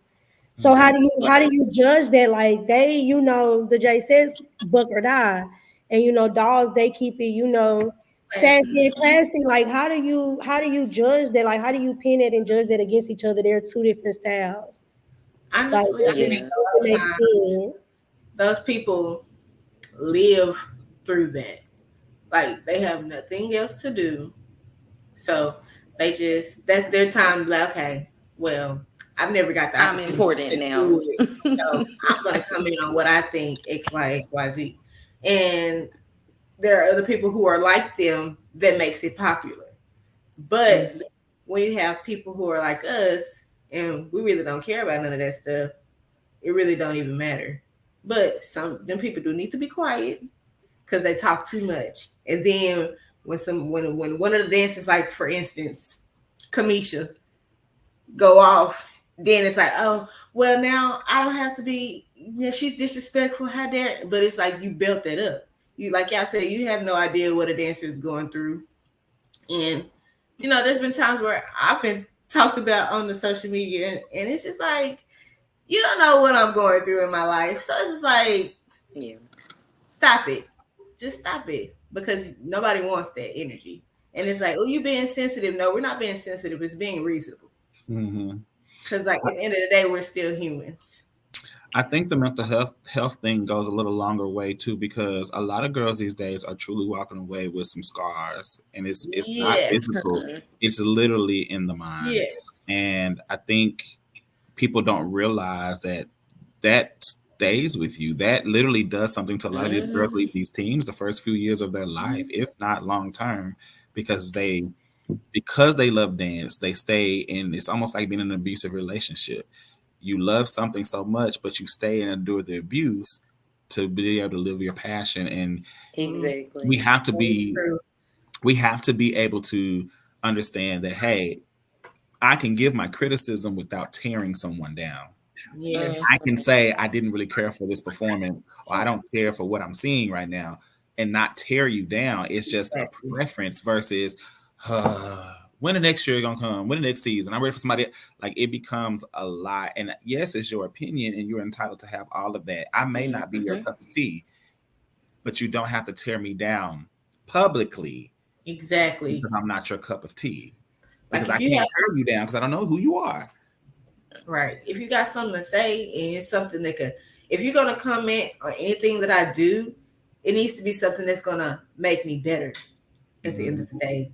Like you said, not to tear me down. Right. If you're just doing it to be negative, then you're miserable.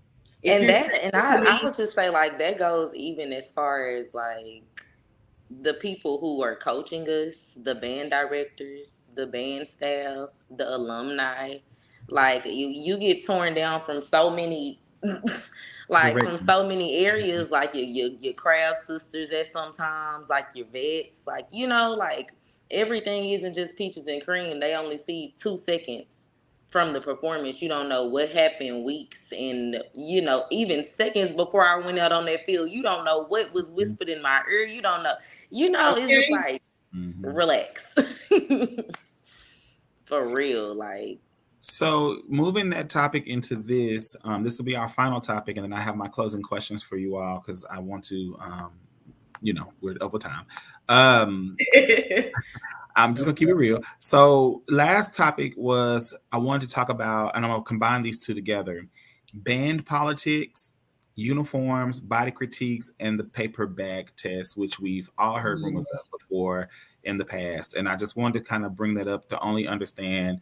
And it goes to what we're talking about, the critiquing and everything, but band politics is its own. But uniforms, body critiques, and then what, we used to hear as that paper bag test.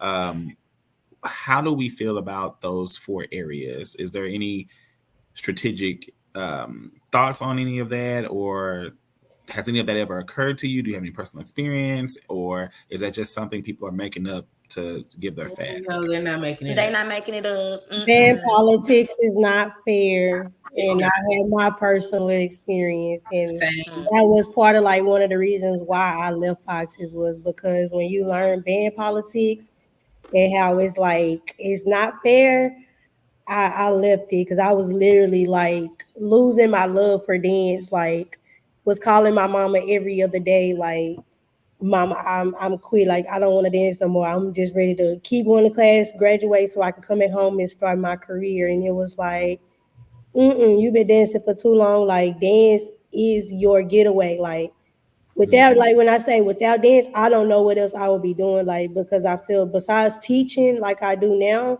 I feel like without dance, I don't know what else I would be good at. And band politics was like getting me in that mindset. Like I'm ready to quit dance altogether. I never want to dance ever again.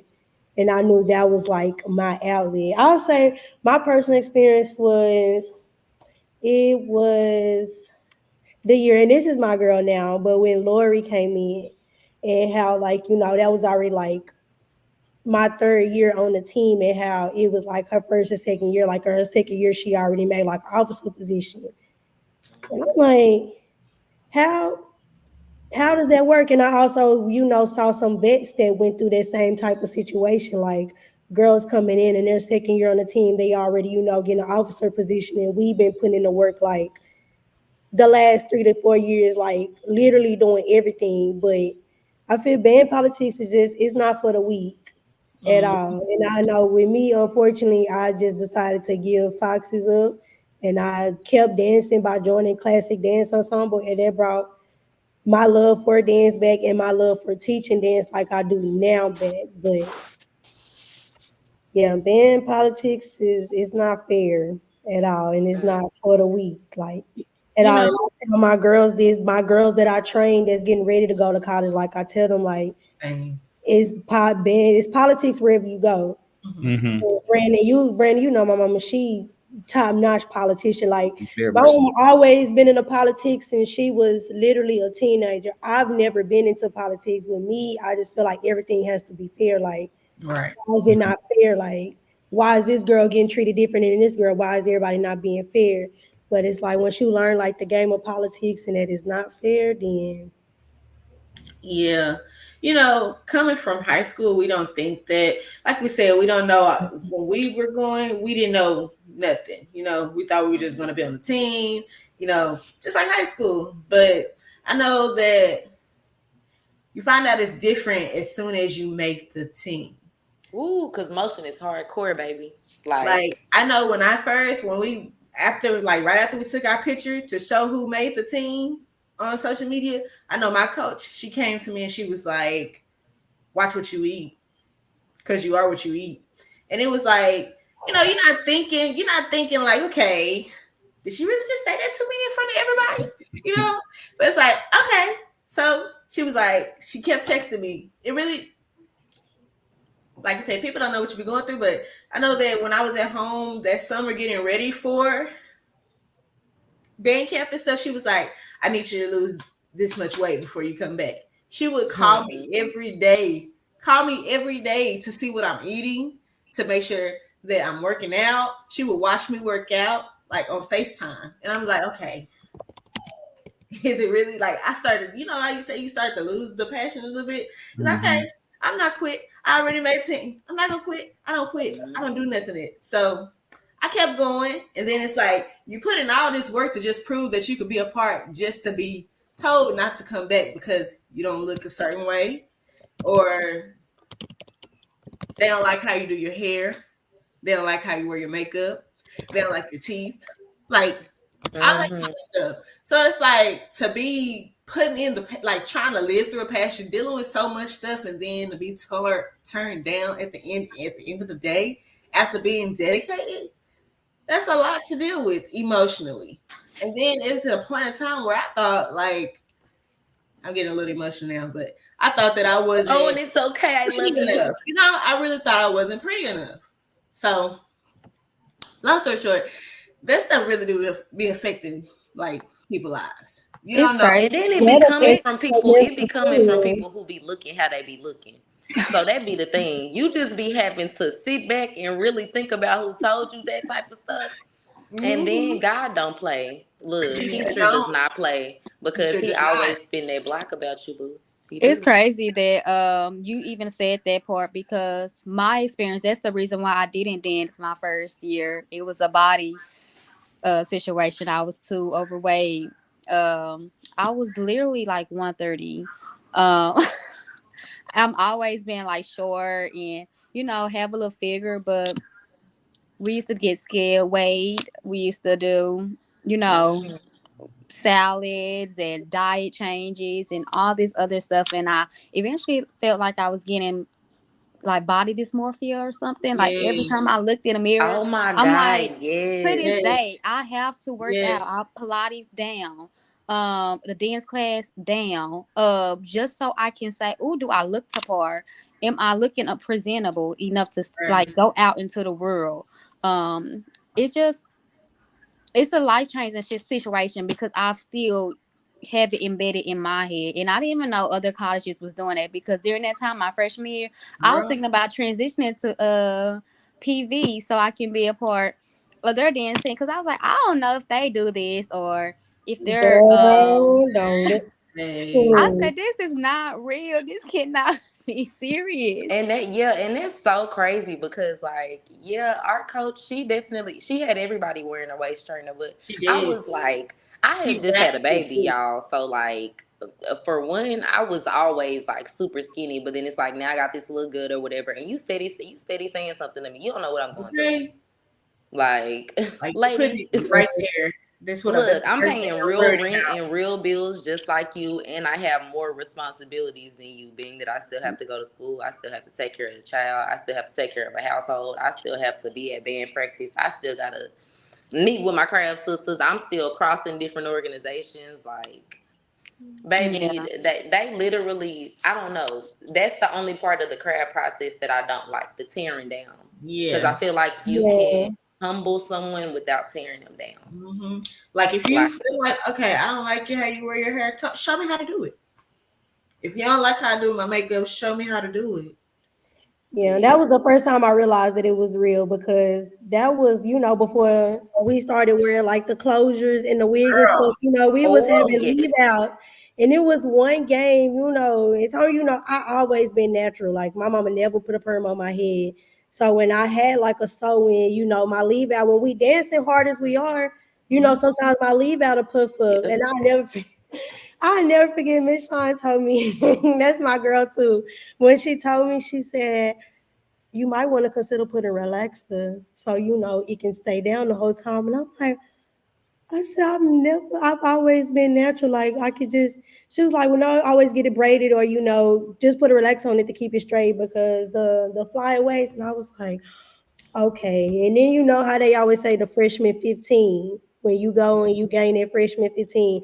I think that's what was happening to me because I was getting a little good. And, she mentioned it to me too, like, you getting a little good, fella. I'm like, well, I'm eating like, cause y'all know I've always been small, like short and little, like literally short and little. But when I started getting a little gut, she mentioned it to me, and that brought my confidence down a little bit. And I think that's why now to this day, I'll probably eat like once a day and be fine for the rest of the day because of that, that moment where she was like, you getting a little good, and I'm like, well, I always been small, but I'm at school and we here at Hobart all day, so we only get to eat maybe once or twice a day. So I know I'm not snacking and eating that much because we always practicing and dancing. But with that type of stuff, I know it can bring your confidence down and it can affect, with your mental. And still, you always remember what somebody says. Like you never forget. Hmm. Miss Gina, this question is more to you. Did you ever experience any of this pressure during your time? Oh my goodness, I'm hearing this and my heart is just dropping because one of the experiences that what I had, and then of course I'm coming from a different era. Though I was a dancer and I had ballet and everything else, I was always told that I was too thick. My legs, my behind, all those different things. So when I came to an HBCU, it was more celebrated and accepted in my dance. So when I'm hearing this, I'm just like, what in the world? But I do agree with the part is they want you to continue to stay in shape and so that you could have the stamina to be able to withstand being able to be on the field and the dance routines and different things like that. And then it may have to do with maybe the uniforms because some of the uniforms are different, like the ones that we had, like for instance, ours were it was a lot of spandex, in it, and there was no cutouts really or anything like that. So it wasn't that type of, like if somebody said something about your possible stomach or side or anything like that, because if that were the case, I most definitely would have had an issue, but because of the uniform, it didn't accentuate those things that maybe someone else would consider imperfection. But I would, so no, not, it was more or less trying to make sure that you were stayed in shape as far as being able to be able to have the stamina on the field and what the expectation was. Right. But it wasn't like what you're saying about the hair and some different things like that, because, when we were dancing, all of us had different hair, some of us had shorter hair, some of us had longer hair and different things like that. So it wasn't something that everybody had to be the same. It just had to be really nice and kept, if you will. But but when I'm hearing this, especially as you can see, we're all, That's why I said earlier when you showed this picture, I was like, oh, I love the hair. Like, yeah, just our hair. It's given HBCU, because it's like we are Black. Okay. We kind of like at some point it's got given, away I from love my skin. Black tradition. Right. And in so that was, HBCU.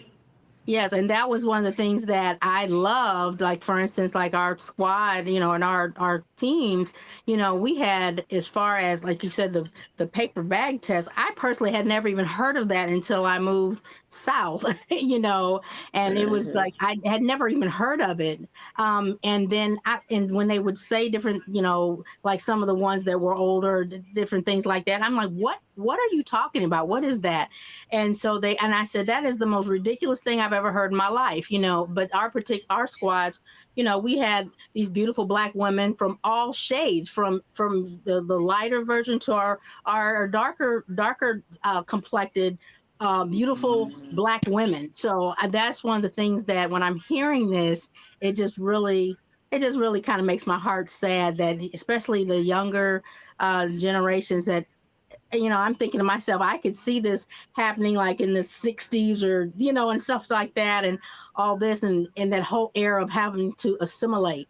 But with the era that we are supposed to be celebrating who we are as Black women and dancers and celebrating each other, it's just very disheartening, and it almost just sounds like a form of bullying to me. Okay. All right. Well, look, we're gonna have our closing question because y'all have chimed in, but I know there's gonna be a part two. Definitely need to have, because I think because we're not in. we have truly opened. I think anybody who's listening to this or will come across this in the replay form will hear not only each of your journeys and stories and how you came to be what you are, but to hear these parts of what we have to go through to sustain who and where we were in our times or in our prospective areas will definitely affect people's life, this is what the state of the auxiliary is. This is what getting people to understand so that they can mentally prepare, physically and emotionally prepare, if you want to go to these professional and collegiate levels, because these are things that are real, and we need to make sure that our people go prepared as best as possible. You're never fully prepared, but to be prepared to the best of your advantage. So I want to leave us with this closing question. And each of you will have a chance to answer it if you have anything you want to say about it. The question is, when you're looking back on your dancing years, what do you wish you would have done more of? What do you wish you would have done less of? And would you change anything about your experience? I want to end with Gina. So I'm going to start with anybody at the bottom, and I want to end with Gina because she has the longest tenure. So I know there's a lot of things she can reflect on. So I want to give her a chance to really pull out of her head what she would think. So anybody who wants to go first, I'm gonna start with Quay actually, because Quay, you danced. So let's start with you. Repeat the question. No. If it was something that I would do more of, honestly, it would be appreciating myself more in that time. Because looking back at myself now, at the girl in the stands and stuff, I think that I was a pretty beautiful dancer. And I think that I was talented. You know, you got you have a lot of criticism and stuff that happens outside of the team, but yeah, I definitely would appreciate myself more then. Um what I would do differently, I would change my hair. That's probably it because I love my hair now. It's for me. The weave, the closures and stuff that did not work for me, it slipped off. I sweat. So the makeup, it's not for me. It was sweaty. I sweated it right off. So I think that I would do maybe something different with my hair. Probably would wear more wigs than sew-ins. Um, but as far as the process and everything that I went through, I wouldn't change anything because it made me who I am today. So I'm appreciative for that. Okay. I'm gonna move to Tony. Um, okay, so one thing that I would change, hmm, I guess maybe like being the mama. I think I would change that. Like, I feel like I would change that so bad because I feel like at some points I didn't get to experience certain things. Because I was just so busy, like, making sure everybody was good. Like, I don't even remember if I was good at some points, like, I made sure because you I was was good. just making sure everybody was good, like, from the top to the bottom. So, I think that's one thing that I would probably change. Like, um, taking time for, like, self, like, making sure that I realize, like, you can't get out there and dance if you haven't taken care of yourself. Like, Mhm. you can't make sure that you're doing everything that you need to do for this team and you haven't done anything for yourself first. So just making sure that you're whole and like making sure that I was like who I needed to be or doing what I needed to be doing. If there, I don't think there's like anything that I would change about the process, what people said, what people did, because I mean, it just opened my eyes to like Mm-hmm. realize that people, I don't know, like aren't who you think they are behind the camera. Like, or Mm-hmm. behind who you thought that they were, like, oh, this is such an icon, this is such a da da da da. You get around that person, it's like, I would Yeah. never look up to you, like, just because of the spirit that you have, and for you to be over, like so many young people who are looking up to you is just like it was a really ugly thing to even just like experience. I mean, and that's from all type of leadership, like band directors, coaches, some vets that would be like feeling some type of way because you did come in as a crab, and just because you come in as a crab does not mean that you're the worst.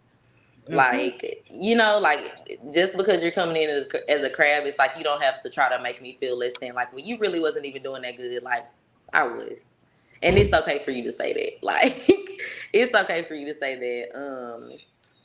So yeah, like I feel like I wouldn't change that because it just like opened my eyes to different people.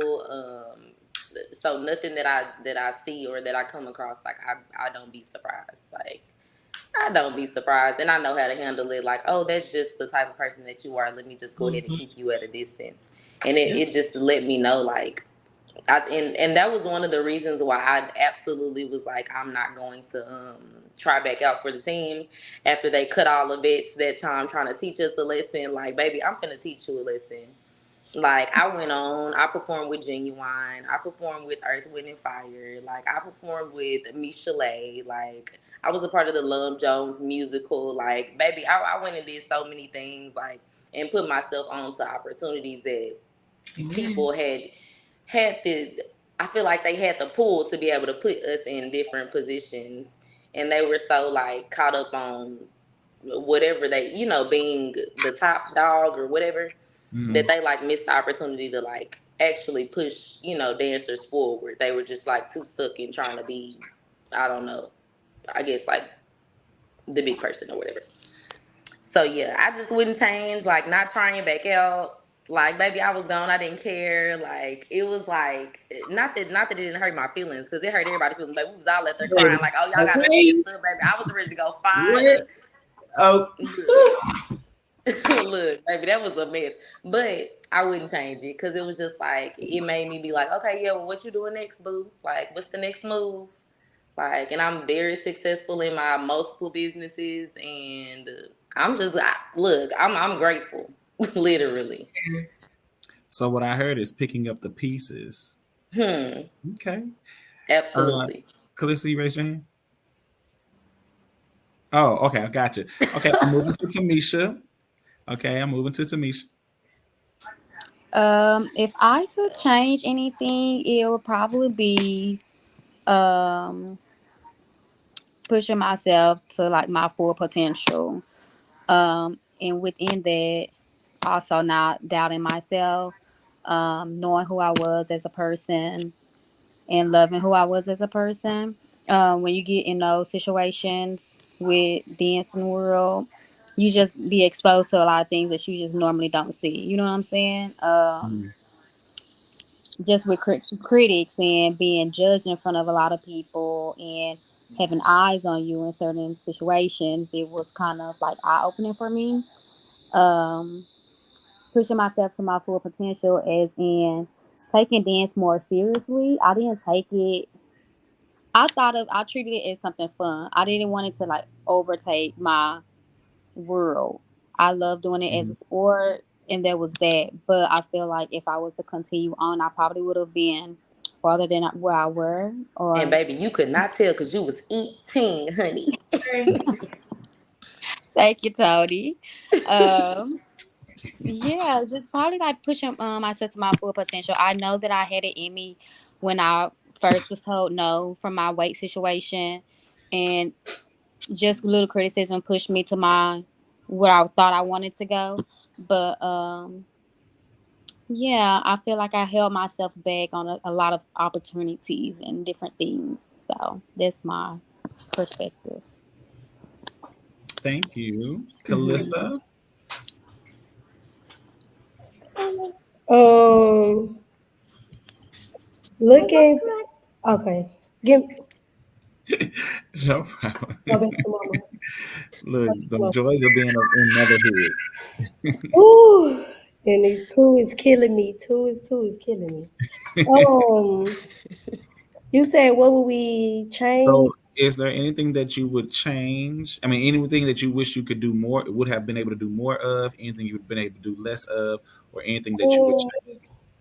I wish I could have did better in the way that I did, leave the Foxes. Because a lot of people don't know. I think Brandon only told you this story when the day that it happened. But my very last tryout for Foxes, I walked off the stage in the middle of tryouts. I need Like, that. I literally like it was, and I'm a big God person. Like been in church for forever, so it was like that little voice when I knew the stuff that was building up towards it when it came to tryouts, and I was just messing up on choreography, and my mind wasn't there. I wasn't focused. I was just like, it's just time for me to go. Like I knew it was time for me to leave. And somehow I ended up like in the very first round for tryouts for choreography. And we didn't get that much time, to go over it. And when I messed up and they said, okay, we'll give y'all a second chance, just breathe. I literally was sitting at attention. I turned and walked off stage and I went home and I stayed off campus. And I went home and it was just like, that was it. Like I had to ex, my crab sisters, they was all like, no, just don't quit, just come back. And I'm just like, y'all know it's time for me to go. I wish I would have handled it differently and not walked out in the middle of tryouts, literally. But y'all know me, I've always been I'm gonna do what I want type of person. So Mhm. I wish I would have changed, how I left. I really wish I would have left in a better way.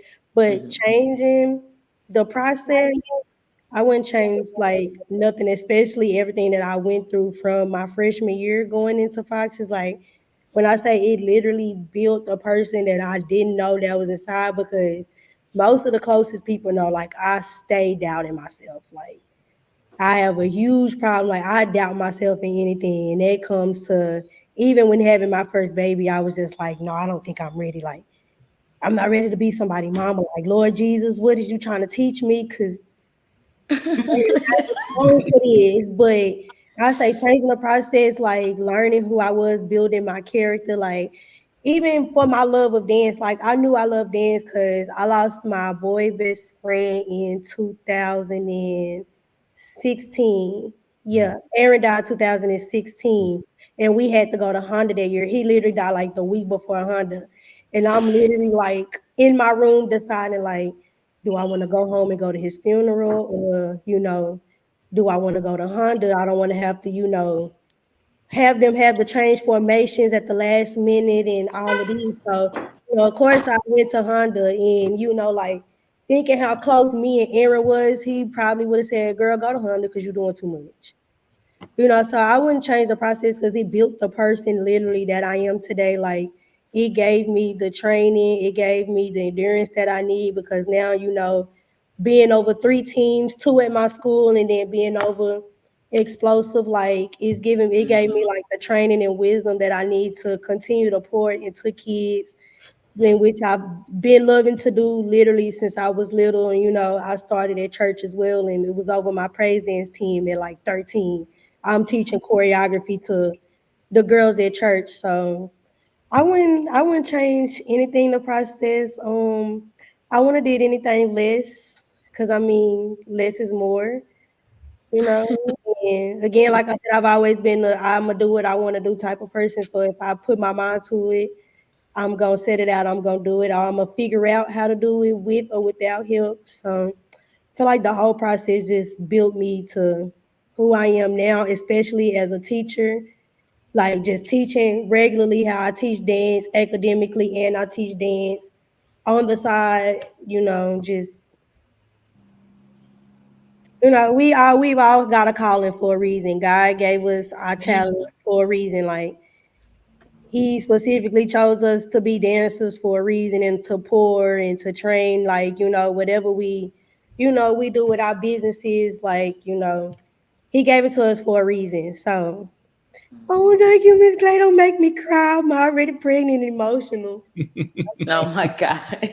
But yeah, I wouldn't change anything because if I would have changed anything, I wouldn't have been able to meet people like Tamisha, like how me and Tamisha was at Lincoln together and we were dancing in college, and I sure wouldn't have been able to meet Tony.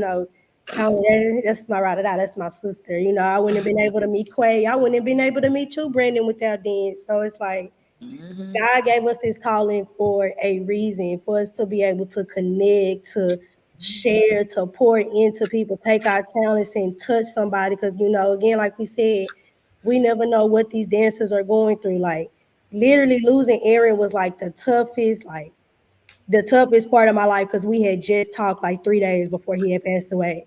So it was like losing him and deciding if I wanted to go to Honda for my very first time ever was just like up in the air, but somehow, like I said, my mama was always a make it happen person. So she still ended up going to the funeral, but that same day she still made it to Atlanta on time. So she came from Dallas from his funeral to Atlanta and was able, to see me perform on the field. And, coming off the field and I saw her, I just lost it. But it was like, what would Aaron say?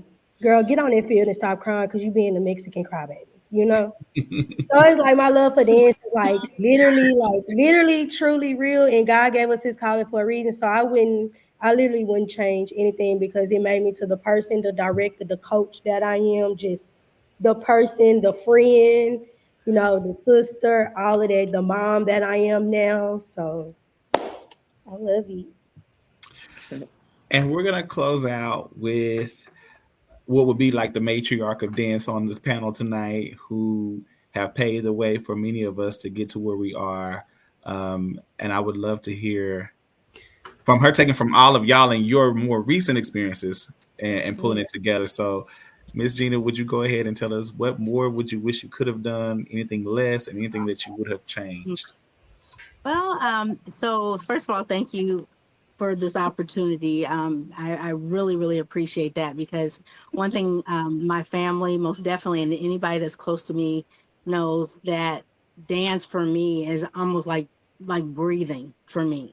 And as we age, and as we continue to move forward in life, and life happens, life is going to throw you some curveballs and everything else. But one thing that I would say is that the thing that I would not change is the fact that when that that fervence, or that fire that I had, and that confidence to even want to try out in the first place, a new feeling that I could do it.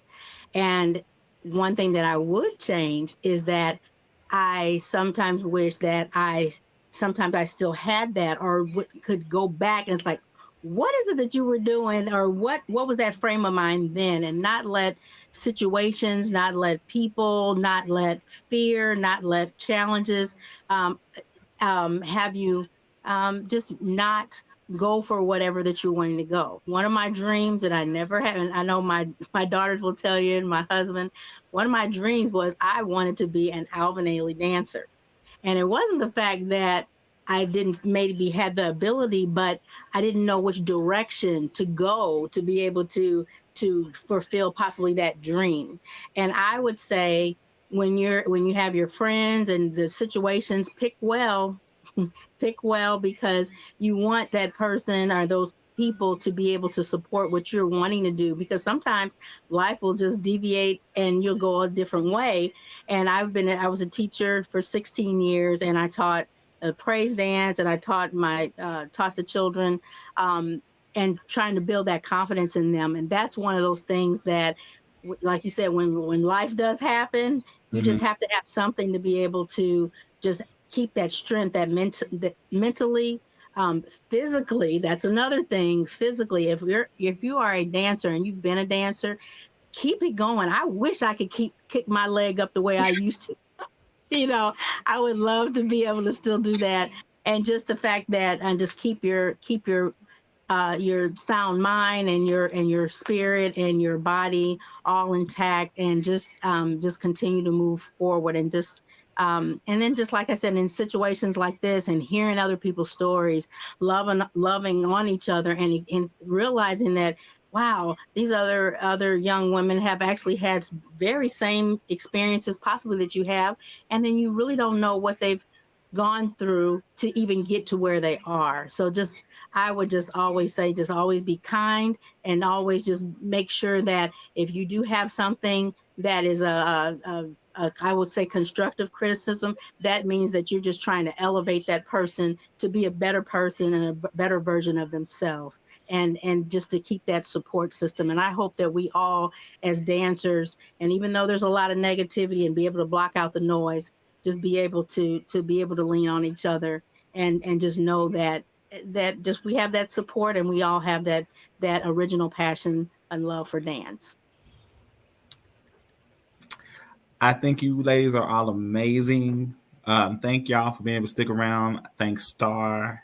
Thank for sharing her experience through COVID and what that felt like, and all of that. Thank Onicia Ford for stopping on the side of the road to give us her perspective and what she could do. Thank Yasmin for staying put before she got on the road to give us her perspective. Thanks, Miss Alexis, for having a family emergency, and she told me about it earlier, but still coming through to make herself available to still give her perspective and what she could do.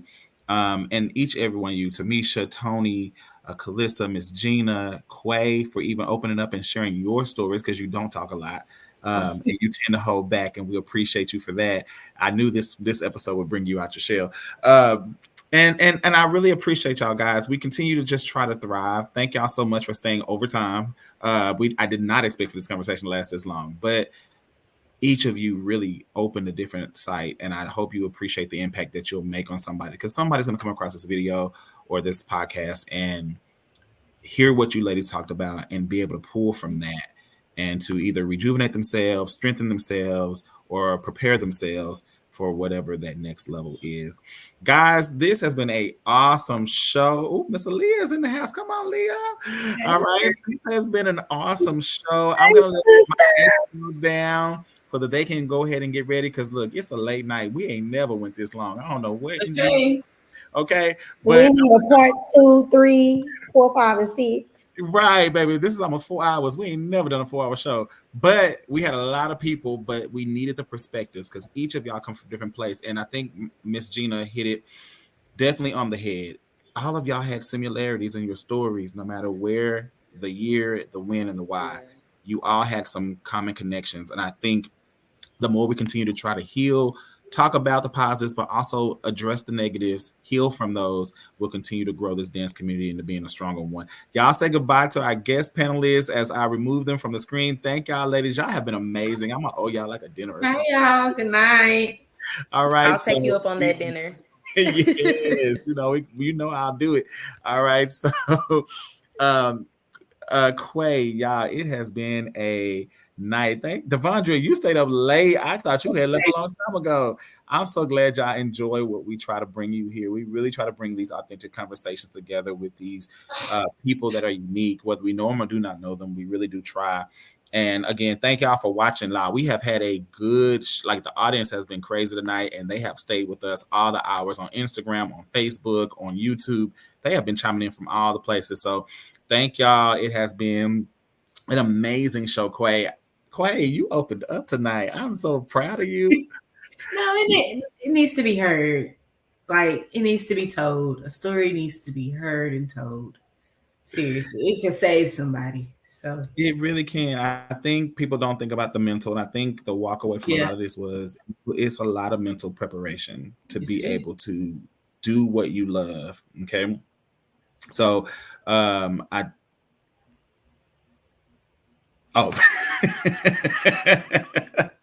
just caught what the comment said.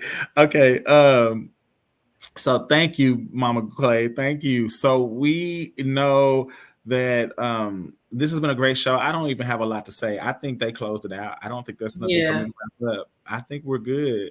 Y'all, this has been episode 6, although it says 5 because I can't count. This has been episode 6, HBCU Dance Through the Decades, okay? HBCU Dance Through the Decades. We're going to get ready to get off of here. Instagram literally ended on me, so I know it's time to go because our Instagram literally just cut off on me because it only gives me a 4-hour time limit. So anywho, we're gonna get out of here. Quay, this has been an amazing show. I think we have definitely did what we wanted to do with this episode. I think we gotta have a part 2, and I think we need to bring them back so that we can really just get into the topics of it all, because we covered just a lightness of it. But I want to just get into strictly, let's get it in. So I'm going to have to beg them to come back if they'll ever come back, because I kept them forever. But all right, we're getting out of here. We're about to go. Guys, it has been an amazing show. Thank y'all so much again for catching State of the Auxiliary. Remember, you can watch us on your Spotify podcast. You can watch us on you can hear us on Apple Podcasts by simply searching State of the Auxiliary. You can find us on Instagram, YouTube, and Facebook at Passion in Performance, okay? And then on Instagram is Passion in Performance __. But the rest of them is just simply Passion in Performance. So with that being said, I am so happy we were able to do this tonight, and I'm glad that y'all stayed the ride with us and endured these conversations. I think these were great stories to be shared, and I think there are so many more that need to be heard so that we can continue to heal from our traumas, but to also help those not endure the same traumas that we went through, but also enjoy I Love Your Dance. I had a slew of videos that I was going to show tonight, and I didn't show any of them because the stories were just taking us over and the pictures were taking us over. So we'll move those to a different episode and show some of these great stories. But I have one I'm going to show of us going out. And of course, it's going to be from Mama Gina. Of course. Why would it not be? Okay. So Quay, tell the people goodbye because we out of here. All right, y'all. It's been a night and I hope you enjoyed it. Tune in next time. Good night. Bye, y'all. As we go out, we're going to let y'all see a video of Mama Gina dancing at the Southern versus Tennessee State Battle of the Band. This was circa 1985. 5. All right, y'all. It's been a great show. We'll holler at you later. Bye. Bye.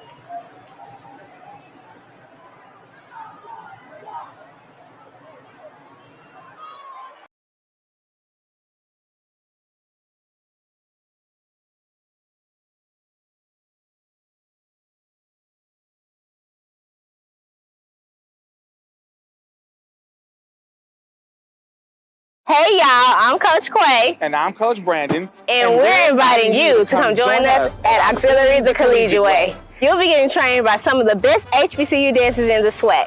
You'll be learning marches and struts, stance, and choreography. This is not your ordinary stand camp. You'll be learning some of the baddest field shows on the floor. And this camp is not just for the dancers, it's also for our twirlers and our color guard. That's right, we have collegiate instructors coming specifically to train our twirlers and our color guards on the level it takes to be a collegiate twirler and a collegiate color guard on the field and in the stands.